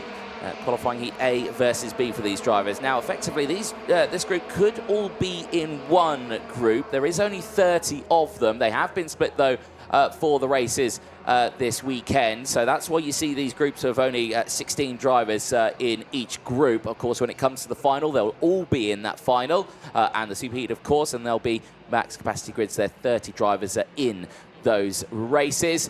So a little bit of a calmer race for them over the course of this weekend, just to showcase what they can do. Now it's heading to my favourite part of the race because they're heading into the capable hands of Tatiana and Tizia with the yellow flags on the red line. Best score so far this weekend, Nicole, has been an 8. I think from me, you've been really harsh. So let's see what it's going to be this time around. Right, so far, all good. We need to see both for the synchronization. There we go. Oh, there you go. That was not too bad. And that one, I'm going to give it a 7.9. Not as good as the last one, though, but still very, very good indeed. Here we go then. Revs rise up. Are we racing first time around? No. Yes, we are. We are racing. Down in towards turn number 1 then, it's going to be George House on that inside line, but keep an eye on George Clark, the man in the front. What can he do? Right now, he's held on to that lead, but let's see what he can do over the course of this race. Down in towards the likes of turn number 4, you can see the carts diving to the inside line. The Eichmann's Grand Prix driver of Milan Baku holding the inside line and holding on to 3rd place, but for the rest of the drivers, it is a case now of find your battle buddy and try and close in to the drivers in front. Newstead then on the tail of George Clark, but not for too much longer because he overtakes going through turn number 6. So it is still a Fusion 1-2 as Clark takes a position back straight away. He's not put off by the fact it's his teammate. He says, I'll take that back. Thank you very much. And what's that done? That has reduced the gap to the drivers behind, the likes of Milan Baku, who is sat right there as well. George House is your 5th driver on the back of this train, right behind Harry Williams, who got shuffled out the way slightly at that race start through turn number 4, and the race lead is lost by Clark. And now who is your new race leader? That is Baku, that has jumped the order, took 2 for the price of 1, took Clark and took Newstead in one go. Clark now sat there in 4th place because he's lost the position to Williams as well, who has got back up in the order, and he's now in 2nd place. So a really big shuffle up of things going through turn number 4 previously. Battle back up on once more for the race lead. We've had 3 race leaders within 1 lap because now Harry Williams takes it from Baku. Yeah, indeed. Now George House there in 4th place. He's going to try and get alongside George Clark. He does so and splits the Fusion trio in half. Now Williams and Newstead leading from George House and George Clark. That's going to be a tricky one to get us through this weekend. But once again, trains start to form. Slipstream in towards turn number 1. Keeps everyone nice and close as Meta trying to get the move done down the inside. Austin Newstead goes through as drama in the background. Unfortunately, Fusion and Spirit collide at turn number 4. And unfortunately, that, I believe, is Min Jae Kim and Matis Brageau who had moments there. And unfortunately, they will tumble down the order all the way to the back. Eyes on this one, though. It's Newstead from House, Williams from Clark, the top 4. And something tells me, Nicole, This is going to be a long, old race all the way to the end. House to the outside has been squeezed. Clark goes for the switchover. Can he get a 2 for 1 on the exit? The answer is no. He'll have to settle for third. But now Newstead's clear. But that's not good news for him, because every single one of those drivers will get that slipstream. He'll be caught up very quickly as Milan Baku is back in this lead battle. Williams then goes defensive from teammate of Clark through turn number 4, sits on that white line, doesn't want to give him any room, sits on that tighter line once more, defending now quite heavily is Harry Williams, doesn't care that it's his teammate sat behind, and what's that done? That's backed the rest of the field into a pack, because it's brought the likes of Baku and George House closer and closer. Now Clark makes an attempted bit of defensive driving. House trying to hang it round the outside, doesn't get it, stuck, loses a bit of rev up the hill, and now we've got Meta getting all involved as well. Meta clips that curb going through turn number 12 and has sacrificed quite a bit. He's dropped down the order, lost 2 or 3 positions now heading towards that final sector. Race leader of Newstead has given himself a 6/10 lead. It's 0.59 that splits him and his teammate of Harry Williams up. Busy stuff for the likes of House, who has really sat on the back of Baku once more again. These two drivers have seen each other a fair bit throughout this race. Can he push himself ahead? Can he go for something through turn number 6? Not quite close enough just yet. George Clark has recovered from getting involved in that busy part of the pack. He's now sat there in 3rd position and is chasing down Harry Williams. Is not faster than Williams. Williams is on a 57.0, which is about half a second faster than Clark sat there in 3rd, but Clark, of course, has sacrificed a bit of pace to get himself back in the rhythm, give himself some breathing room. Settled down now, has the pack compared to that previous lap, but we saw all of that drama go on. A bit of a lull phase as we really head into these final couple of laps. This is a risky moment now for the rest of the field here, because Newstead and Williams are starting to close in. Now Newstead on his own has done a good job here, as down the inside goes Milan Baku on George Clark. He's not going to hold on to it though, as Clark squeezes him on the exit. That's going to put George House back in between the two of them. And just as you were thinking they were trying to work together to close in on the drivers up ahead, no, that's not happened, and they've gone into their own little battle phase now. But like you were saying, with Newstead and Williams, them closing in, they've got a real risk now of breaking away massively from the rest of the field, and they've already done it here, because they're continuing to fight for 3rd place here. Beku's holding on to it. Clark is back there now in 4th place, but now you've got Mikko Schuers for company here. He's got in front of the likes of George House, and now they're fighting for position pretty nicely here as they exit out of turn 14. Back over the start-finish straight they go. Still Newstead from Williams, Baku, Clark, Schuers from House, Waitins there from the Hillel Gahudi, who's in 8th place. Andy Stewart from Johnson Stewart, Meta rounding out the top 11. But eyes on this one, once again, Milan Baku getting holding off the rest of the field. George Clark trying to find a way round here, but at this moment, Akal is not doing so. But now he's got the inside line, gets it done through turn number 8 before the chicane. But now the fight is not over, because again, they're still fighting for 4th place here. Schwiers trying to get involved through turn number 11, tries to look down the inside, gets it done, jumps up the order and is now on the back of Clark. Clark goes defensive through 12, gets it wrong, and now that brings George House into things. 2 for the price of 1. Absolutely good stuff from George House, well read, and well read as well by your race winner, who we've hardly mentioned after the first couple of laps. Austin Newstead takes the checkered flags, 7/10 clear from his teammate of Harry Williams, who rounds out your 1 and 2 for Fusion. XL then sat there in 3rd place with House. We saw grab those 2 positions in one go through turn number 12. A last minute bit of luck for House. Clark then, who started on pole position, finishes in 4th. Big elbows out moments for Clark. And despite dropping 3 places, I'd actually say he's turned the dial up this weekend. I think that pole position has given himself some confidence, because I've seen racing just then from Clark that we've not seen from him this year. As soon as he got overtaken, wasted no time to make those positions back up again. And then your 5th place is rounded out by Milan Baku. Indeed. Well, some fabulous racing there. End of the race. Could you invite 438 for a conversation at the gantry, please? Ooh, well, that is set elbows out for George Clark. Clark. Yeah, and we did say it was very feisty going down into that final hairpin there on the lap. But like I say, he's going to be having a chat with some of our race directing team after that one. There's a look at your race results then for the field.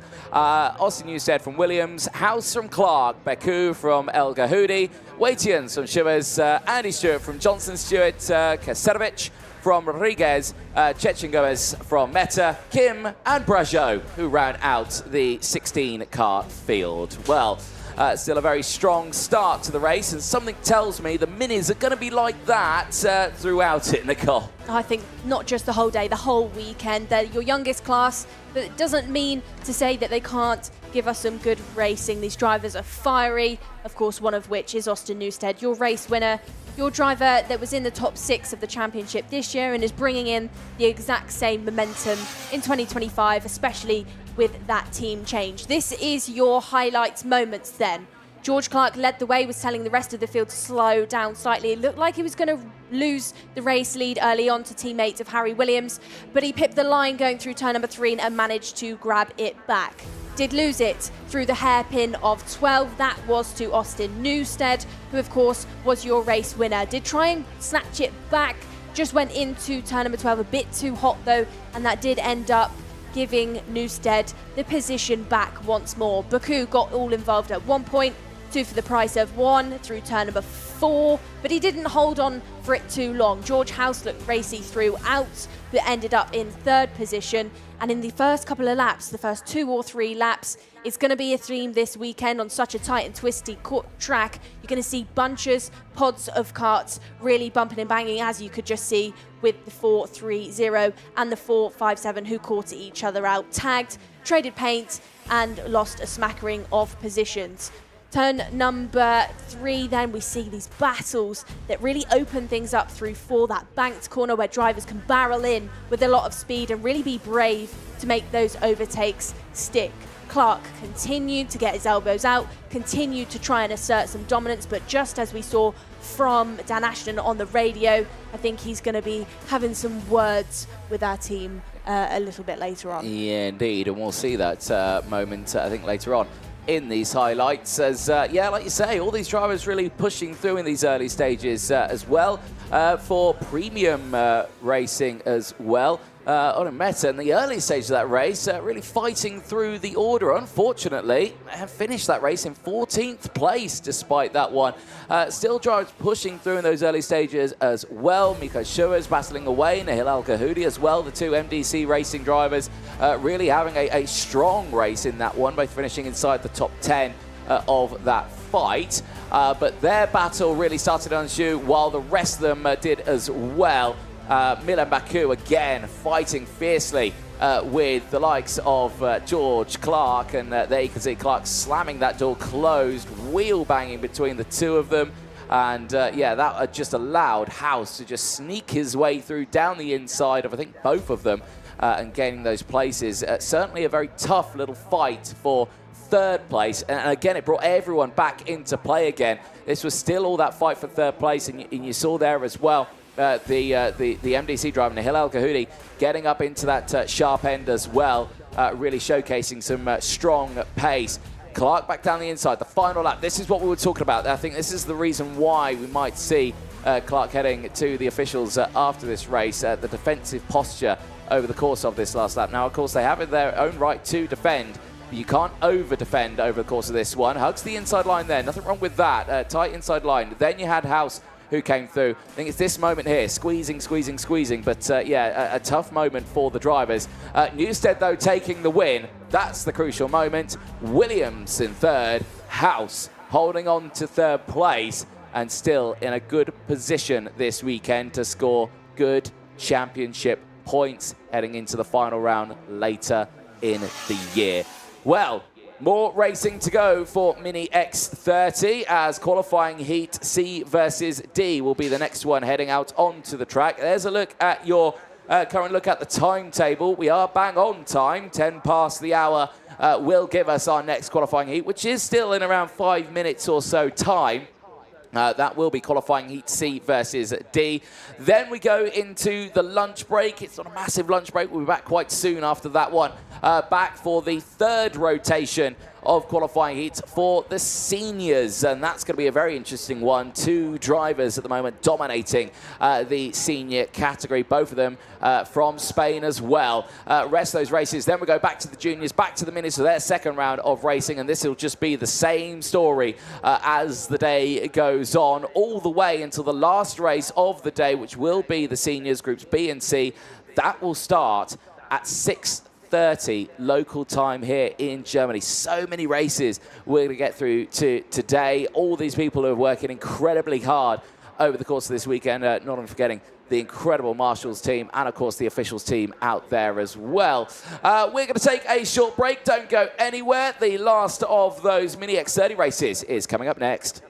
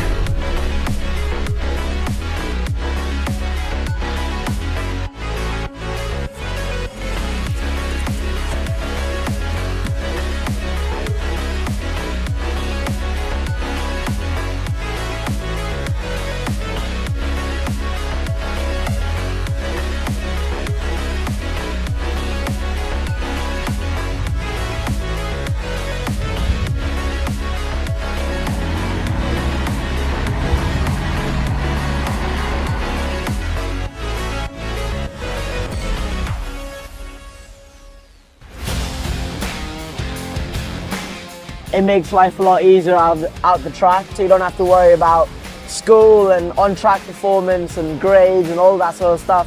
The school understands exactly what I'm doing. They understand, how important it is for me, and the schedule that they, cater for me is really well balanced, and I really enjoy it.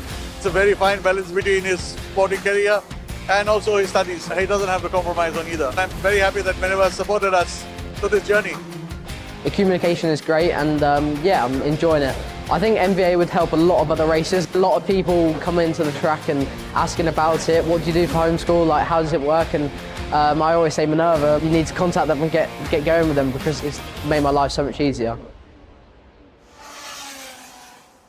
Welcome back, ladies and gentlemen. You are watching live coverage of the IAME Euro Series live here from Pro Kart Raceland at the Wackersdorf circuit. We're certainly looking forward to seeing the next race that is heading out onto the track, which by that graphic will tell you it is Mini X30. Qualifying heat C versus D. 7 laps, 8.5 kilometers. We have just witnessed a feisty one.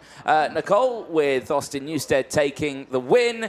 This time around, you've got Daniel Ferguson and Mason Hibbert on the front row of the grid. Another smattering of Fusion drivers at the sharp end of the field. What can they do in this one? Well, I think the story of this year so far has been Fusion versus XL, but here at Wackersdorf for round 3, it looks like the Fusions have just been a bit more dialed in. It's an all-Fusion front row lockout like we just saw from Group 1. Ferguson and Hibbert will join each other, and then they're followed closely behind by Christian, Kobe as well, similar to what we saw before as well, because we had Austin Newstead on that third spot. So how will this play out?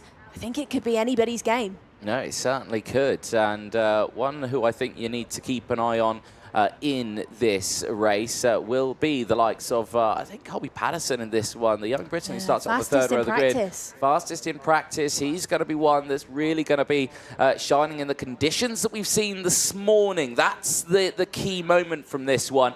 Yes, you had the pace yesterday. They had the qualifying.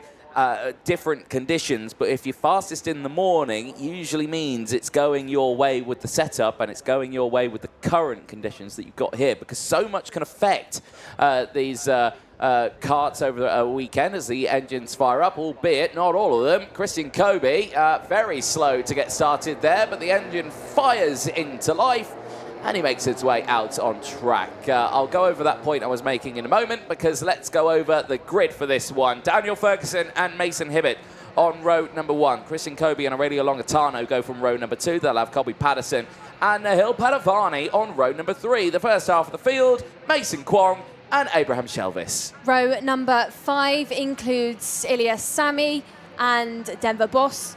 Shortly behind for XL, we have Alex Riley and Felipe Massard for VDK. And then going from row number 7, we have Mattis Piessens with Marcus Alberg.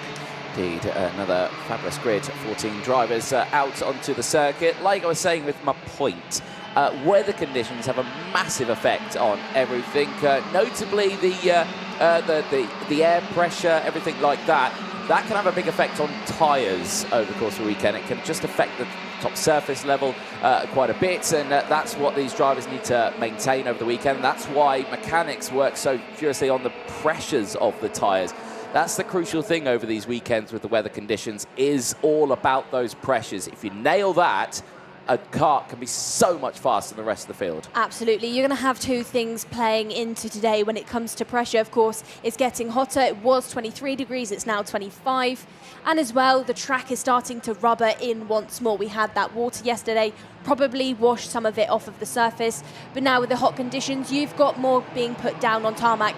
There you can see it on the screens, just the different shades of grip out there on the circuit, that ribbon of dark rubber that's being put on the track. So that will play into how the teams decide to adjust the pressures for these drivers. And of course, pressures on the car are staggered. It's not like it's one that gets it put into all 4 tyres. They do it differently for the front and the rear end. As you're nodding your head there, Anthony, for the synchronisation of Tatiana and Tizia for the flags.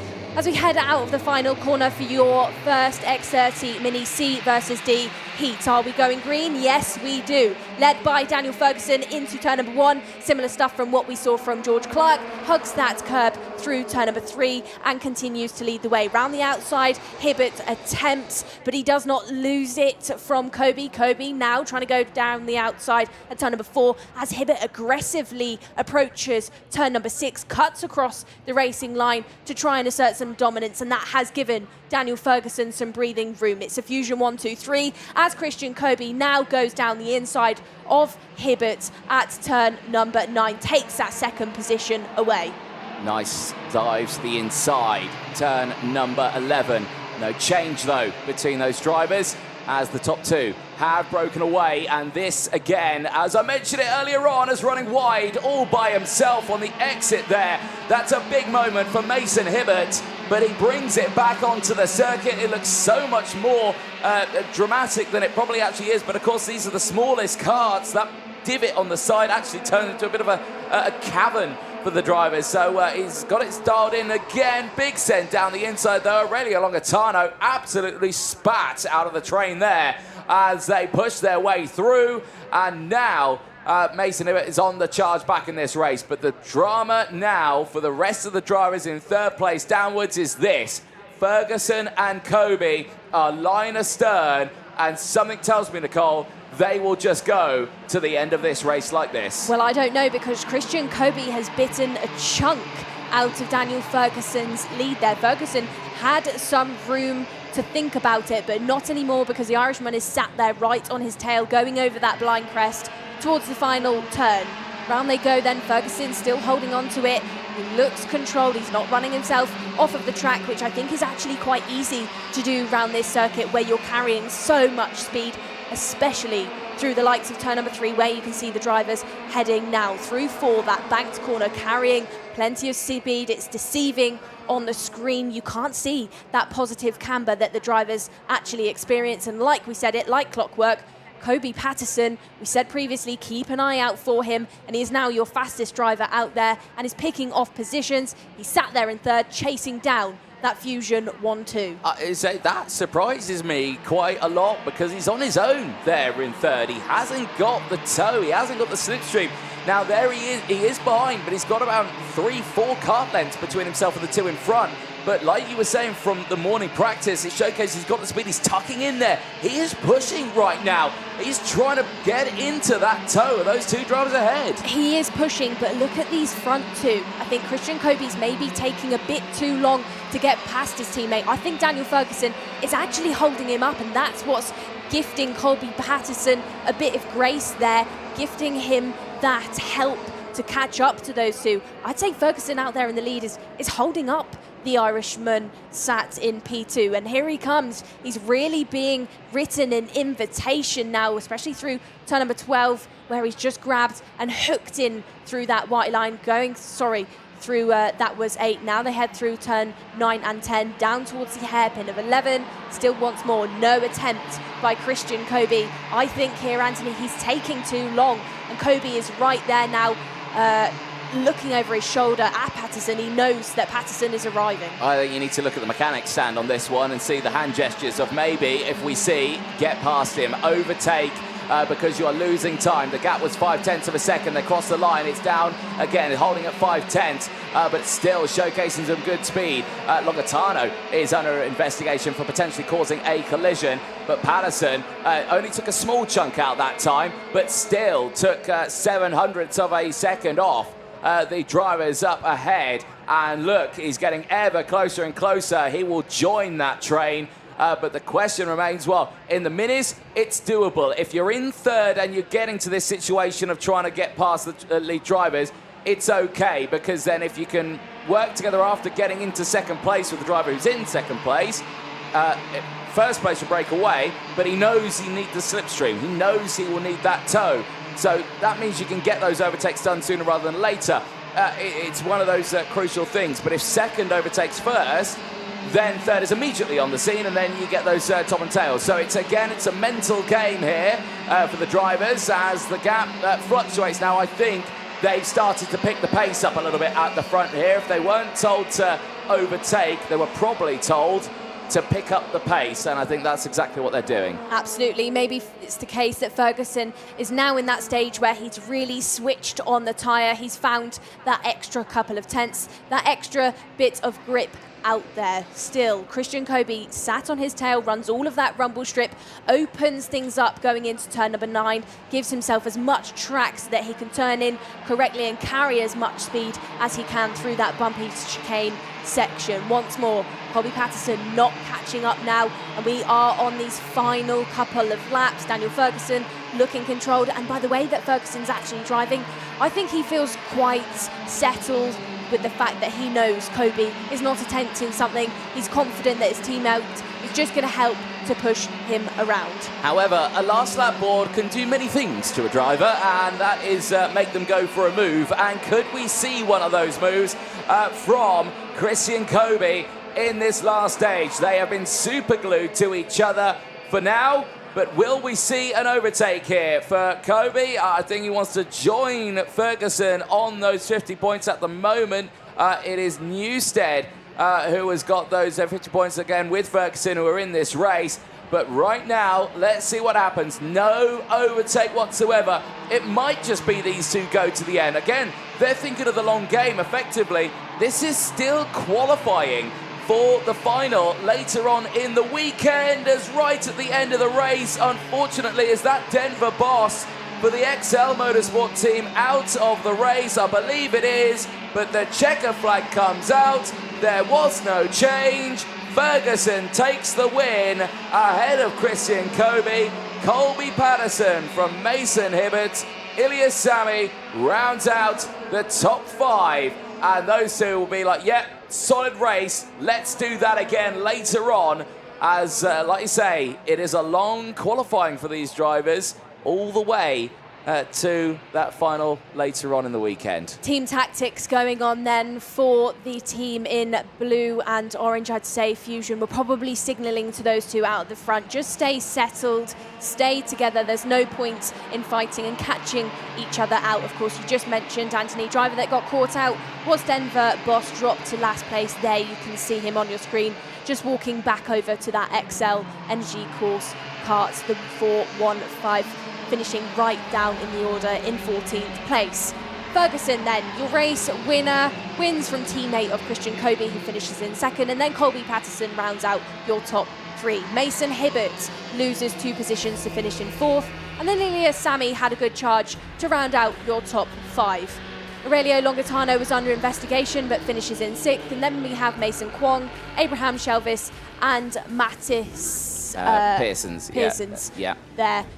Following drivers then include, on my timing screens that won't update, Alex Riley, Felipe yeah. Massard, Mark Salberg, Nahil Padavuni, and then we, of course, just mentioned Denver Boss had that DNF in the final stages. Over the weighing scales, Daniel Ferguson will go. Will be checked that he hits that minimum weight, which I'm sure he will. I'm sure his mechanic of Lewis Mackey would have checked that before.